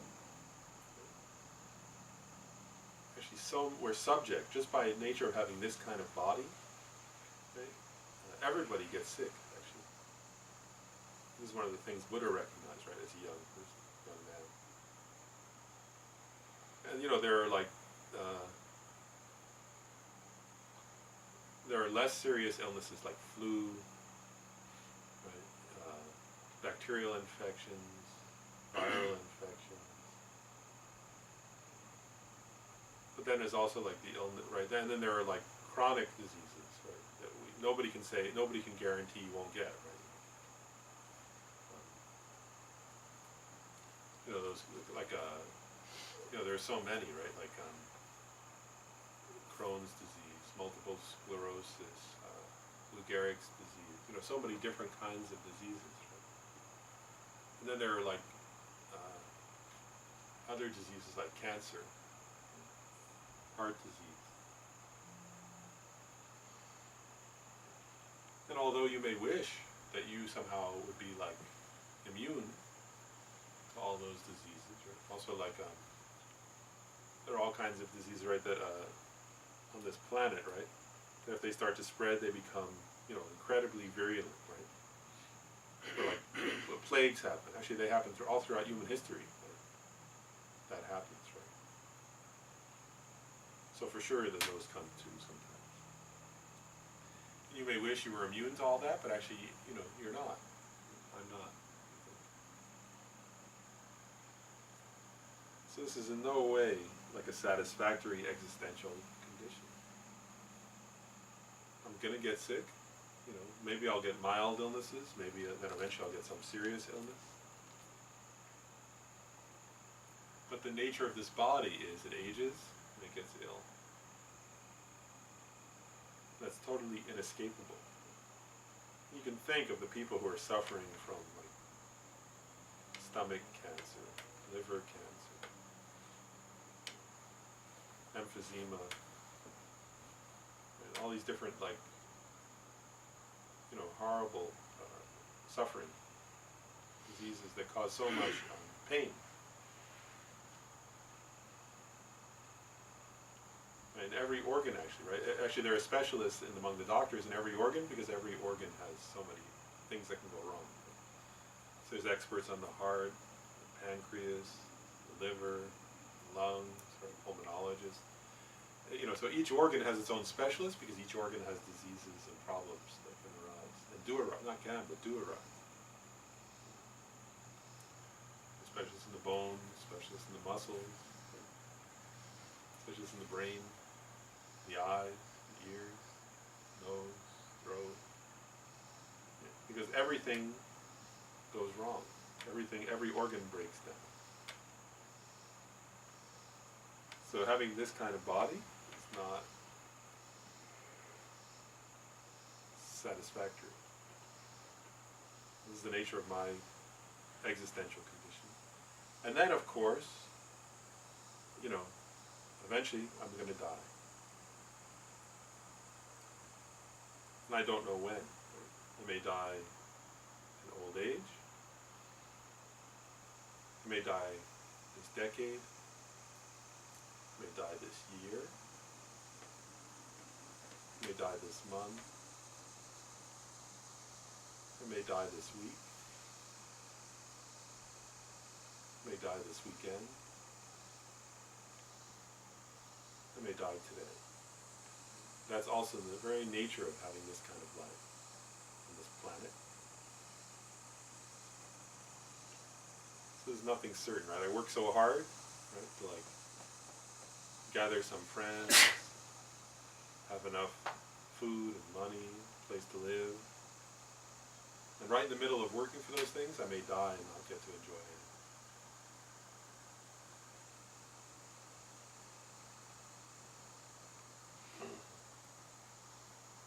So I turn for refuge to the Buddha, Dharma, and Sangha. If there's a way for me to be free from these kinds of sufferings, of birth, aging, sickness, and death, may I learn the path to be free from those, the Dharma, to free myself from those kinds of sufferings, the sufferings of birth, of aging, of sickness, and of death.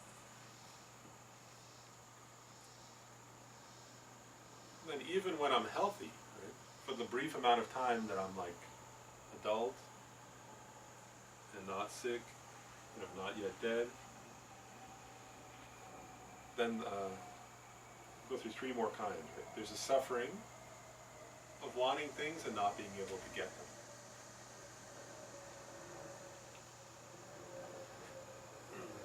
So all of us on this planet, if we look around at my own experience and everybody else's experience, we all have this problem. So somebody wants a certain job, they can't get it. Somebody wants a promotion, they can't get it. Somebody desperately needs more money, they can't get that. Somebody wants some kind of friend or partner or something, they can't find it. And so this is like going to search for things and not getting them, trying to achieve things, having certain goals, right? I want to achieve some, whatever that goal, people want to retire, you can't retire, right? Somebody wants to go on vacation, can't afford a vacation, right? There's countless versions of this, right? I'd like a break, too bad you can't have a break. I'd like a nice boss, tough luck. All these kinds of things that you want, right? I want my spouse to always be nice to me, well, it doesn't happen. I want my kids to always listen, they don't listen. There's countless versions of I want something, but it doesn't, whatever I want, it doesn't happen. And that's just the nature of our condition, right? Whether you're living in poverty or you're a billionaire, it happens all the time. Whether you're actually if you're somebody who has no worldly power, it happens to you all the time, but if you're president or prime minister of a country, it actually happens just as much, right? But what you want to have to happen doesn't happen. There's no escaping that in this realm, in this world, in this human realm. All human beings want things and can't have them.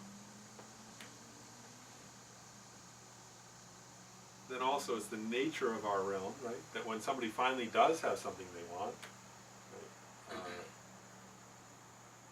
then by its very nature, because as the Buddha said, right, all whatever comes together falls apart. Right? All conditioned phenomena are impermanent. All conditioned things are impermanent. So when I finally do achieve something I want, then for sure, always, not just sometimes, always, I'm going to lose it. I'm going to separate from it.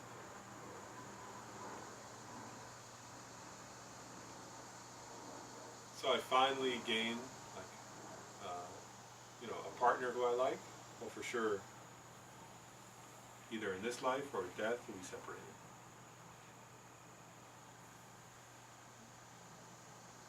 finally achieve some like comfort, well, eventually you'll be separated from that. Your body won't be able to enjoy it, or the circumstances will change and you'll lose those circumstances. Something will happen. Nothing lasts. So whenever you finally achieve through, you go to search for things, often you can't get them. When you finally do get them, and because of the nature of impermanence, you lose them. So everything I accumulate that I care about, I'm going to lose. And that's just the nature of my existential condition as a person. And it's not just me, right? Everybody.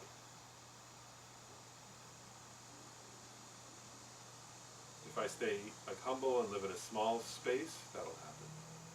If I become rich and have a mansion, that'll happen.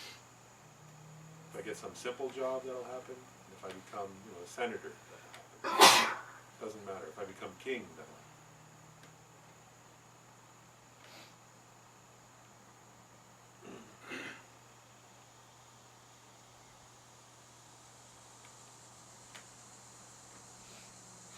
And then also, not only is it hard to achieve things I want, and when I finally achieve them, do I lose them? But also, inevitably, all kinds of things happen that I don't want to have happen, like all kinds of aversive events. So of course we already mentioned illness, but also, right, like, no matter how much you wish the weather would always be good, you're going to experience bad weather.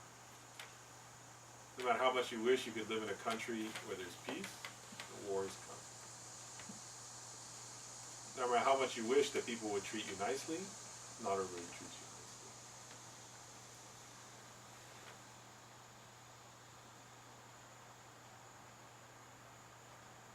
No matter how much you wish the economy would stay good, it doesn't stay good. And your own finances, right? You could work so hard for something, and then something bad can happen, right? You have a car, it breaks down. Or people treat it, or somebody damages it, or you get in an accident. There's so many, we're in this very precarious situation where if we finally achieve some little bit of what seems to be some happiness, it's a bit like balancing a plate full of, totally full of food while standing on one leg, on the bumper of a moving truck. We can maybe hold on to it for some very brief period, and then something drops.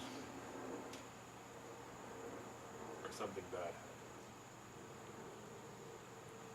So our whole situation is impermanent, always changing, precarious. And if you as you meet with people, right, everybody has their story of what's going on, what's difficult, what's painful.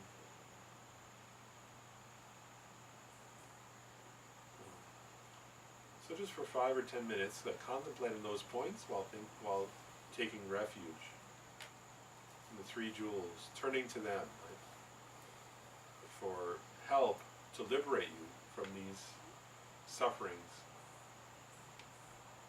of our own human realm.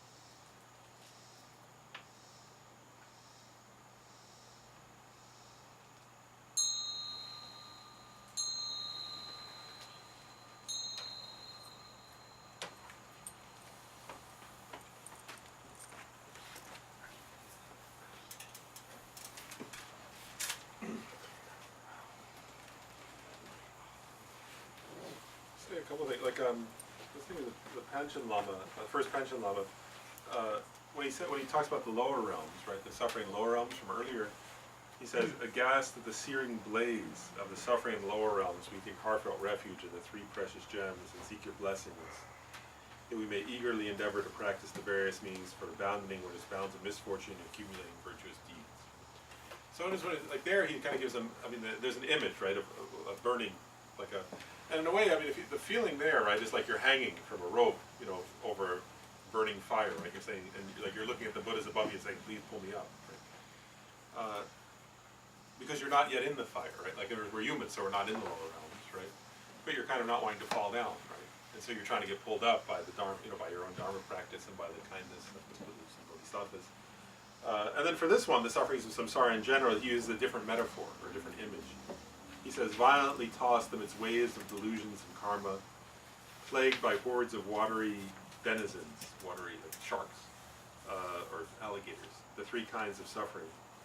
We seek your blessings to be develop an intense longing to be free from this monstrous ocean of boundless and vicious existence. So it's a different metaphor because the first one, you're hanging above something, looking down and going, I don't want to fall. This one, you're already in it, right? That's why we're contemplating as we're contemplating the sufferings of the human realm, they're not something distant or like that we're above, we're right in the middle of it. And so the metaphor there is like you're drowning, right? And you're trying to get somebody to throw you a life preserver, you know, you're trying to grab onto it and get pulled out, right? But you're already in the middle of this suffering. This is not something that, you know, that's somewhere else. And so I just want to say one other thing about this. So, I mean, obviously those are not hard to contemplate because they're the story of everybody's life we've ever known. It's not the story of our own life. And, you know, look at your parents, it's their story, right? You look at your grandparents, it's their story. You look at your great-grandparents, it's their, right? Like, in other words, everybody, right? Your aunts and your uncles, your cousins, your friends, your spouse, right? Whereas this is the story of everybody, right? Aging, you know, birth, aging, sickness, death, not having what you want, losing, you know, all those points, right? And so they're quite effective, actually, right? In other words, it's a very effective, all these different ones, but these are very effective because because they relate to our own direct experience, right? And then I guess I just want to say one other thing about that, which is, like, so if you start to contemplate that one, especially these points about separation, right, that you seek for things and can't get them, then you get them and you lose them, then you meet with what you don't want, and then, you know, all those, and then when you have something, you know, either you lose it or you get dissatisfied, you know, actually, it'll be later we'll contemplate how, if you don't lose it, you get dissatisfied with it, you know. So it's a problem of, I've talked about this before, but I just want to say, I just thought it's useful in this point to think about, for us to contemplate as we're meditating on this, right? That samsara is not a place, right? I've said that before. Samsara is not a place. Samsara is, you are samsara, right? Your aggregates are samsara. You know, there is, so it's your body and mind are samsara, right? And then everything you interact with is samsara. All the ordinary things, right? And actually sometimes they describe it, they say, in some Buddhist philosophy they talk about all conventional phenomena, right, are cause, for an ordinary person like us, all conventional phenomena are a cause for giving rise to more afflictive emotions. Right? So there's whatever you meet with, it ordinarily serves as a cause, right, for craving, grasping, fear, anxiety, anger, right? You just rotate. I mean, the ordinary samsaric life is you just keep rotating between those, right? So you're not always angry because sometimes you're craving, right? You're not always craving because sometimes you're terrified. You're not always terrified because, and you just keep switching between different afflictive emotions. That's, I mean, unless you're really practicing Dharma, that's the story of your whole life, right? And then finally, like, you know, somebody occasionally, you know, has a few moments where they say, everything's kind of seems okay, you know, and then they're afraid that's going to change, right? Like, that's just our existential condition. And it's actually a problem, right? It's a real problem. Like, that whatever you look at, right? Like, you know, and so there is nothing, actually. That's the point here, right? Like, even if you think, okay, I don't want to eat so much sugar, so I'm going to eat grapes. Right? But actually, I heard something on the radio the other day where they were saying, somebody said they had done a study that if you eat a lot of egg yolks, that could be worse for you than smoking cigarettes or something. Like they were saying, because of the high fat, high saturated fat. You know, but everything, right? In other words, like somebody said, well, everything, you know, somebody see a joke that, you know, and then the grapes, like they sometimes have pesticides on them, you know. and then if you can't find the right kind of cleanser for the grave, you can get, the point is that, the point here is just that that's our samsaric condition. Like, in other words, there isn't, you can't say, oh, then there'll be something, there'll be a solution to that that's in this world, right? Like, in other words, of ordinary objects. Because that's the nature of this body and how it relates to the objects around it. And so, so what Buddhism is saying, if you think about the three jewels then, right, is that you have to relate to something completely, like, sorry to say this, that there's no solution within samsara to samsara. And so you have to look for something else, right?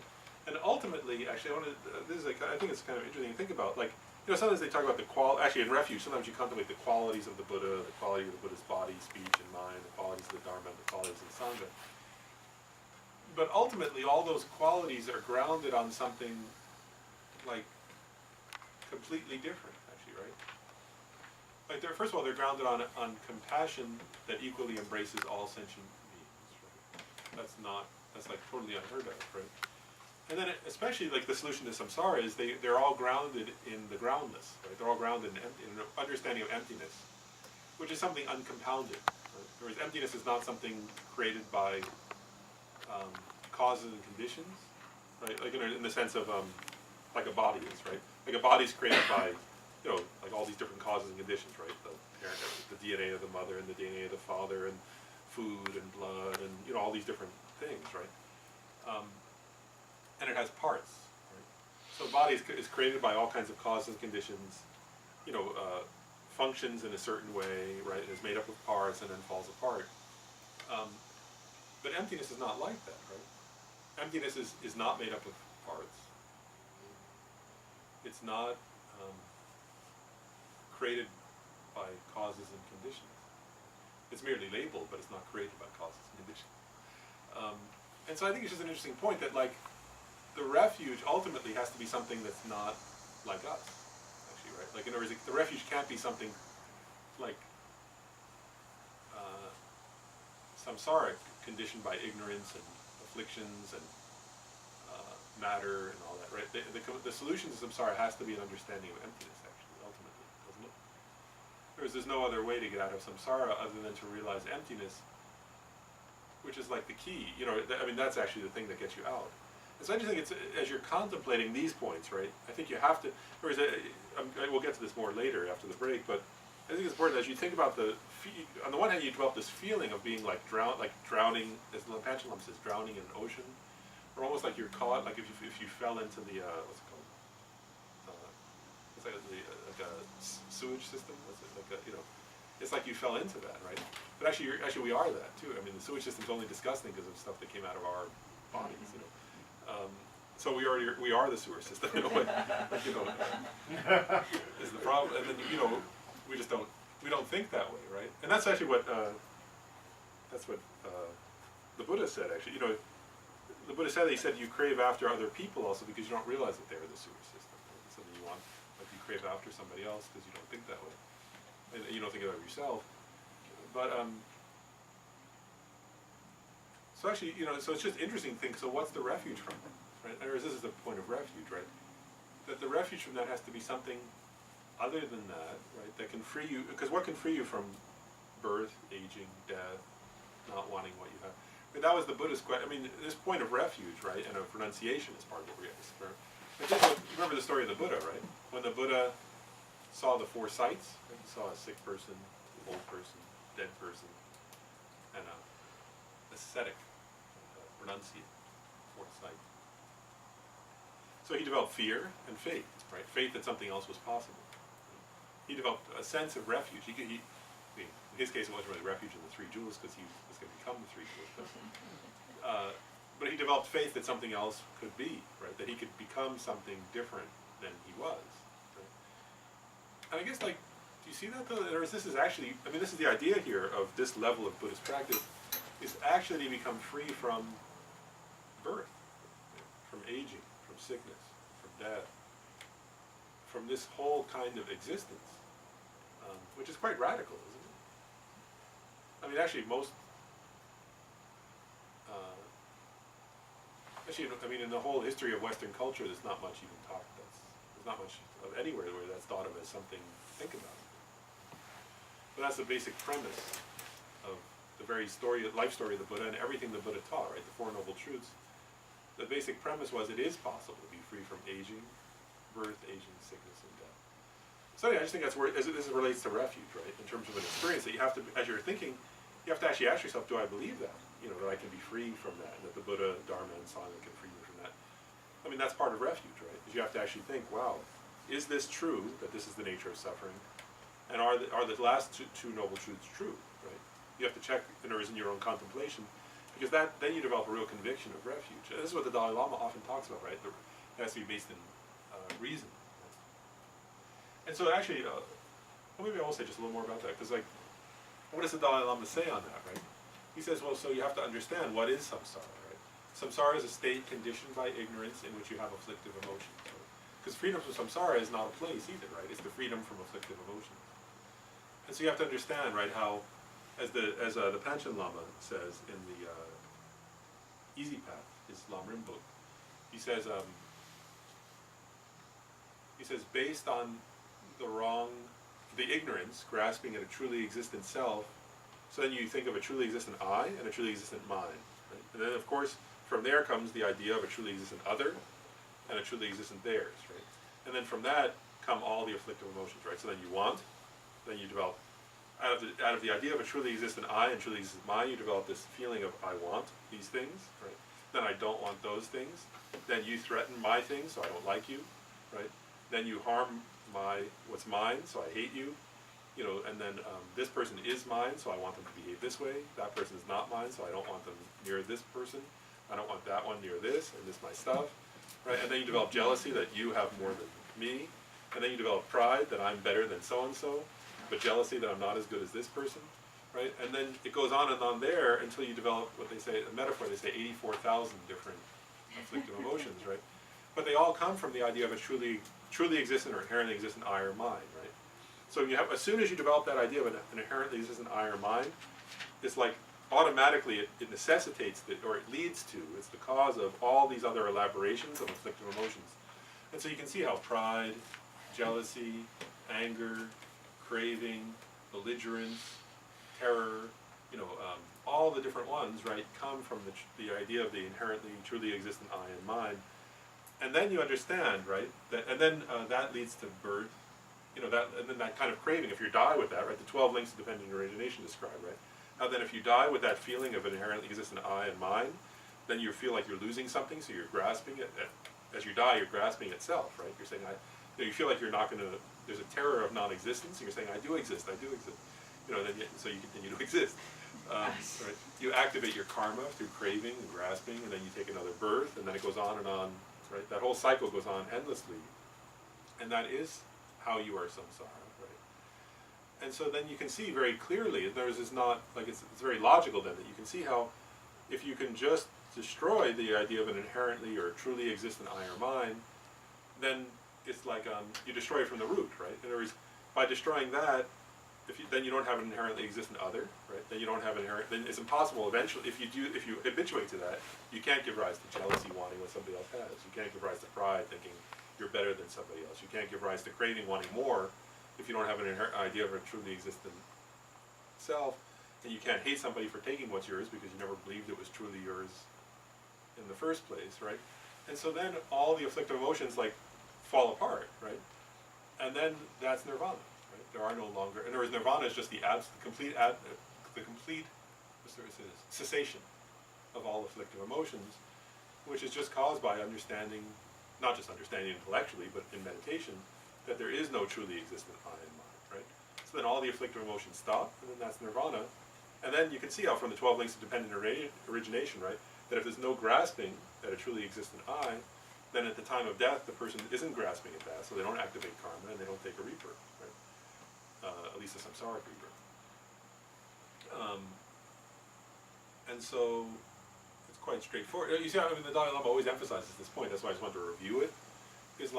So then you can understand refuge, right? Oh wow. So if the Buddha taught the Buddha is somebody who realized the lack of true existence, right? He taught the Dharma, which is a teaching on the lack of true existence. The Sangha, which means Aryas, right, are those who have realized that. aren't yet Buddhas, but have realized the true existence. So then you think, oh, well, that totally makes sense, right? Of course I can take refuge in the three jewels if I want to put an end to that process, because the essence of the three jewels is that, is understanding the lack of a truly existent I and mind. Then I'll stop samsara and I'll have nirvana, right? That'll be nirvana. I don't have it, but that will be nirvana. I'll be just, because that's all nirvana is, right? Is the lack of all those afflictive emotions. So do you see how it becomes logic? In other words, I just wanted to emphasize this point that there develops then a conviction, and it's like, and then the four thoughts that you make, unique to Buddhism. What nirvana is peace, right?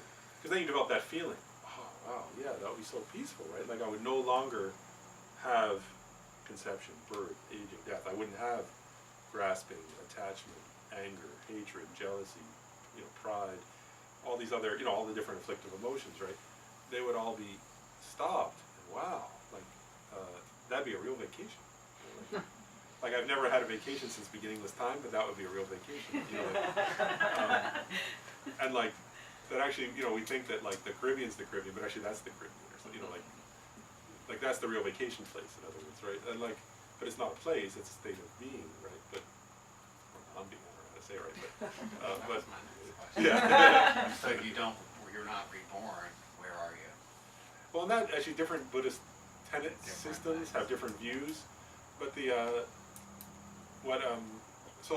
are certain Hinayana schools of philosophy that say that that argue that like a person, actually some Hinayana schools argue that a being can be blown out like a candle, or a candle that burns out not blown out, but a candle that burns out all its wax and just sort of extinguishes. Some Hinayana schools view that that's what happens at the time of nirvana without remainder, which means somebody who's achieved arhatship and then they die. So that's the without remainder. Whereas while they're still alive, obviously there's still something there. But some Hinayana schools say, if somebody achieves arhatship, then when they die, it's like a candle that's burned out, its wax, and it just becomes non-existent. But the Mahayana schools of philosophy say that, particularly the Madhyamaka school, middle way school of Nagarjuna actually says, here's Nagarjuna's argument, which I think is great. He says, ignorance is the cause of suffering, of the afflictive emotions, and afflictive emotions and karma cause suffering. So there's an antidote to the afflictive emotions, right? If you understand emptiness, you no longer give rise to an inherently existent I and mind, then you no longer give rise to the afflictive emotions, and then there's no longer any afflictive emotions, so there's no longer suffering. So he says, so the suffering has an antidote, so it can be destroyed. He says, the mere mental continuum, there is the mere clarity and knowing of the mind, there is no antidote to that. Nagarjuna says it. He says you have to differentiate. He says he's arguing that those Hinayana schools confuse ignorance and samsaric existence with mere clarity and knowing, which is not samsara. Mere clarity and knowing is just the nature of the mind. And so Nagarjuna says there's no antidote to that, so that continues. And so what he says is that so the Madhyamaka school says, so therefore, even after somebody's achieved nirvana, their mental continuum continues as a continuum to exist, and that and then what they argue actually, the Madhyamaka school says, so everybody eventually becomes a Buddha, and achieves the Dharmakaya and becomes like that. So they would say that's that another state of existence then, right here. Yes, it's not samsara, but in some sense it's existing in the sense of it's existing as a Buddha who manifests to benefit others, essentially. Right. And so they would say that all beings eventually become a Buddha who continues to exist to benefit others and manifests, out of love and compassion, manifests in various ways to benefit others. So that would be the answer from a Mahayana point of view. One thing I've always wondered, and I think I brought this up to you before, but like going on that same reasoning you were talking about, like with what the Dalai Lama was saying, and the lack of inherent self and everything. Why in this tradition? Why don't you spend at least half of your time practicing, meditating on the emptiness of self? I don't see why that isn't the main thing that you do. Instead of the whole Lam Rim, I mean maybe do that as well, but spend maybe 75% of your time meditating on no self. It seems like when you get more closer to that realization, things start to fall off by themselves in a certain way. Logically, my logic. I don't know. Yeah. That sounds like a good idea. I mean, there's nothing wrong with that. Yeah, no, it's good. I think the point I think with the other, well, it depends though on the like, so for example, I guess the thing is, it depends on the practitioner. Like, so for example, if somebody, the problem with, I guess here's the thing, like Nagarjuna, who's the, who taught emptiness so, they call him like a second Buddha, right? That he taught emptiness so clearly. So he says very clearly in various places, like in his teachings, he says this, one thing he says is, he says if you haven't gained high status, you can't attain definite goodness. That's one thing he says in his letter to a king. And what he's getting at there, in part, is this, is, so if somebody, he's saying that, what he's getting at is that emptiness is extremely subtle, right? And so he gives some examples. He says, like, if somebody is still seeing, there's like there are sometimes he talks about 4 different illusory thoughts, but one of them is seeing the unattractive as attractive, right? So there's being attached to things that are actually causes of suffering, right? And then another is seeing the impermanent as permanent, so not recognizing impermanence. And what he says is, if somebody hasn't yet understood those points, right, and is still also creating a lot of bad karma, then they won't be able to understand emptiness because emptiness is too subtle for them. So Nagarjuna himself points out that you have to approach emptiness by first getting rid of grosser delusions, or you'll never realize the subtle ones. And so Nagarjuna himself says, like, actually, so that's why he points out that you have to meditate. In other words, if somebody's capable, if somebody's already gotten rid of those other gross misperceptions and misapprehensions and wrong understandings, then what you say is correct, is very logical. But Nagarjuna warns actually about that. He says, because otherwise, so for example, if somebody is incredibly attached to all different sensory objects and doesn't realize them as, then they're totally exaggerating. In other words, you're already like wildly exaggerating what you're perceiving. And if you're thinking it's permanent, he says then, if that person tries to meditate on the ultimate nature, they won't be able to effectively grasp it. And so he himself, and that's why and his Lamrim partly is based on his teachings, right? And Atisha is making the same point when he wrote the Lamrim. So what they're saying is that really all those other teachings, you could view it this way almost, that like all like a preliminary kind of they're to get you closer. It's like somebody who has 50 layers of it's almost like this. Actually, I'll give an analogy here. Like if you got in a car and it was like if the windows were painted black and then had grease thrown on that and then had dog crap thrown on that, like you can't use the paint remover until you first you have to take off the dog poop, then you'd have to take off the grease, and then you could use some kind of paint remover to get rid of the black paint on the window. But if you start throwing paint remover on the poop, you'll actually make more of a mess. I'm just using a metaphor here, but it won't work effectively because the paint remover is to get rid of a particular, it's an antidote to a particular thing in a way. And so the problem is some of those delusions are so gross. That, and even Chandrakirti actually, he says that too. Actually, he talks about that in his books on emptiness too, and he was Nagarjuna's the best explicator of Nagarjuna's views. And he says the same thing actually. He talks about the importance of not having of overcoming the projections, the wrong, because you're misperceiving. Like for example with craving and desire, you're not perceiving things accurately. And that's such a gross distortion that you can't get rid of the subtle distortion that things truly exist until you first recognize, that they're not like all those other ways. So that's kind of why the Lamrim goes step by step. It's to prepare you so that you can, so when you get to the point of the Lamrim of meditating on emptiness, you'll be capable of successfully meditating effectively in a way that will work for your mind. Is that right? I took a long Lojong class, and I remember we would do the slogans, and they'd have these meditations, and they would talk about relative bodhicitta and absolute bodhicitta, and they would only let you flash very briefly on absolute bodhicitta. You might get a glimpse, you might see a little piece, but then all of the Lojong training and the focus on the relative bodhicitta was ultimately to get you back to the emptiness of the absolute bodhicitta, but you were not prepared to see more than and you were lucky if you could really get a flash of it. There were certain exercises. Does that make sense with what you're saying, or is that something different? Yeah, no, that makes sense. And there comes a point, of course, where you do have to do what you're describing, though. Where you really have to focus a lot on emptiness. Right. But I'll say even in the monasteries, if you think about it, like if you look at the curriculum at like all the major, like all the monasteries of like Ganden, Drepung, Sarah, and all that. Like it's interesting that they first study logic, and like perception. They first study those topics, like it's called pramana, but it's like they study like signs and reasons, like how to reason. They study mind and its functions and how the different aspects of the mind. And then they after that they generally study for years they study the Abhisamaya Alamkara, the ornament for clear realizations, which teaches the nature of the path. Actually, mainly, it's the perfection of wisdom, but it's not teaching emptiness. It's teaching the relative side of the path. In other words, how bodhisattva, how arhats and solitary realizers and bodhisattvas progress along the path, and the practices of bodhicitta and the practices of renunciation, bodhicitta, and so on, and then all these different levels and stages and the various practices that beings do. And then it's only usually after that then they spend like 5 or 7 years studying middle way philosophy, the ultimate view of emptiness from the Garjanist tradition, the Madhyamaka, and they study that for 5 or 7 years.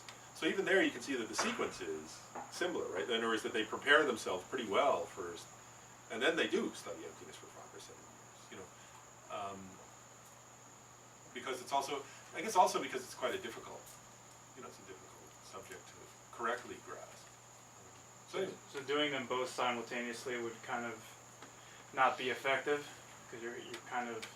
Well, you meditate on emptiness or think about emptiness in a lot of the different practices that we do, like even Vajrasattva has it and some of the other stuff. It seems like you're familiarizing yourself with it as you go, so that it starts to make sense. Right. Is the point you're making, is what I'm getting, is the point you're making that the conclusions that you come to, or the feelings that you generate in your selflessness meditations are going to be false or like misleading, and then you like acclimatize yourself to that? Is that the problem? That's one danger, yeah. And I guess like one danger is, you'll misunderstand emptiness. That's definitely a danger. But there's also like, I guess, I'll say this, first of all, what Jen said is correct. In other words, like, even we're meditating on refuge now, but we're talking about emptiness, right? Because actually to understand refuge correctly, you have to have some understanding of emptiness, right? And that's why I'm talking about it. And to understand the nature of samsara correctly, you have to have some understanding of samsara and that you can be free from it. So of course you do have to have some understanding of emptiness all along. And actually there's definitely no fault. It's great to meditate on emptiness. So I'm not, we should do that all along, but I think that one danger is, there's a danger of misunderstanding emptiness. But I guess there's also a danger of like this, like, because actually emptiness, when understood deeply and correctly, serves as an antidote to the afflictive emotions, right? In other words, that's the point. But if one, I guess I say this right, like, for somebody who's capable of that, then anytime they should meditate on emptiness.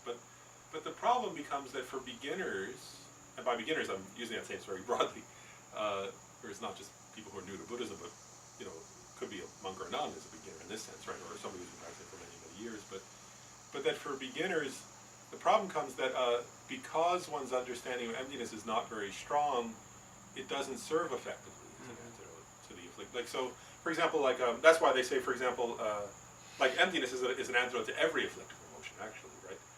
But for somebody who's still a relative beginner, like if somebody comes up to you and starts, like, let's say somebody like cuts you off on the road and then follows you home and starts screaming at you in the middle of the road, right? Like, if you think, well, they're empty of inherent existence, is that going to effectively make you feel no anger? Like, if it is, then that's the best antidote. You should do that. But if it's not, then you need some preliminary, you need some more basic contemplations to use, for example. Or the same thing, like if you have a tendency to be addicted to certain like let's say if you really have a tendency with sugar, and then somebody shows up with like the best ice cream and Oreos and cake and puts it all out, right?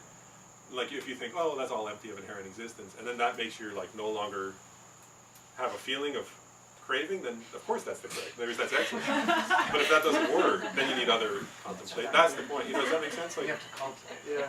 Yeah. So sometimes it's not effective enough, so you need more basic ones. Then you build up to eventually has to be that emptiness eventually works for the person, for each individual, right? They have to get enough wisdom of emptiness so that it works. But for beginners, that's why, like they say, for example, with anger, the Buddha taught that for beginners it's better to meditate on love as an antidote to anger.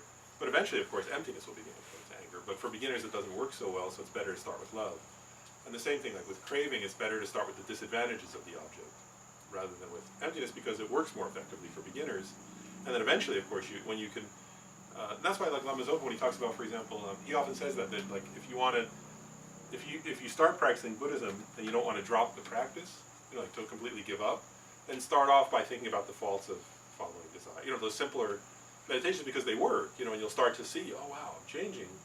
Eventually you have to get to a meditation of emptiness. But if you focus on that at the beginning, then I guess this is what I'm getting at. This is another way of saying the danger, is that you'll think about emptiness on an intellectual level without deeply understanding it, and then it won't work for you because it won't yet.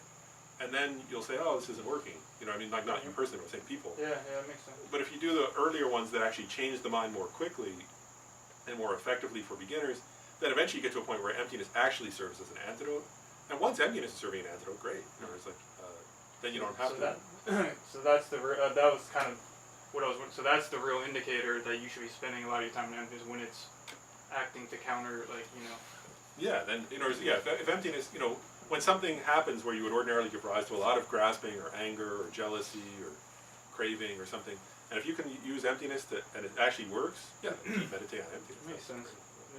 Yeah, there's some schools of Advaita Vedanta who that's like the whole practice self-inquiry, which is pretty much like selflessness meditation, like the emptiness of self, and that's their point is just do that the whole time, just focus on that, and then that, and which always kind of sounded like it made some sense to me, but what you're saying makes a lot of sense.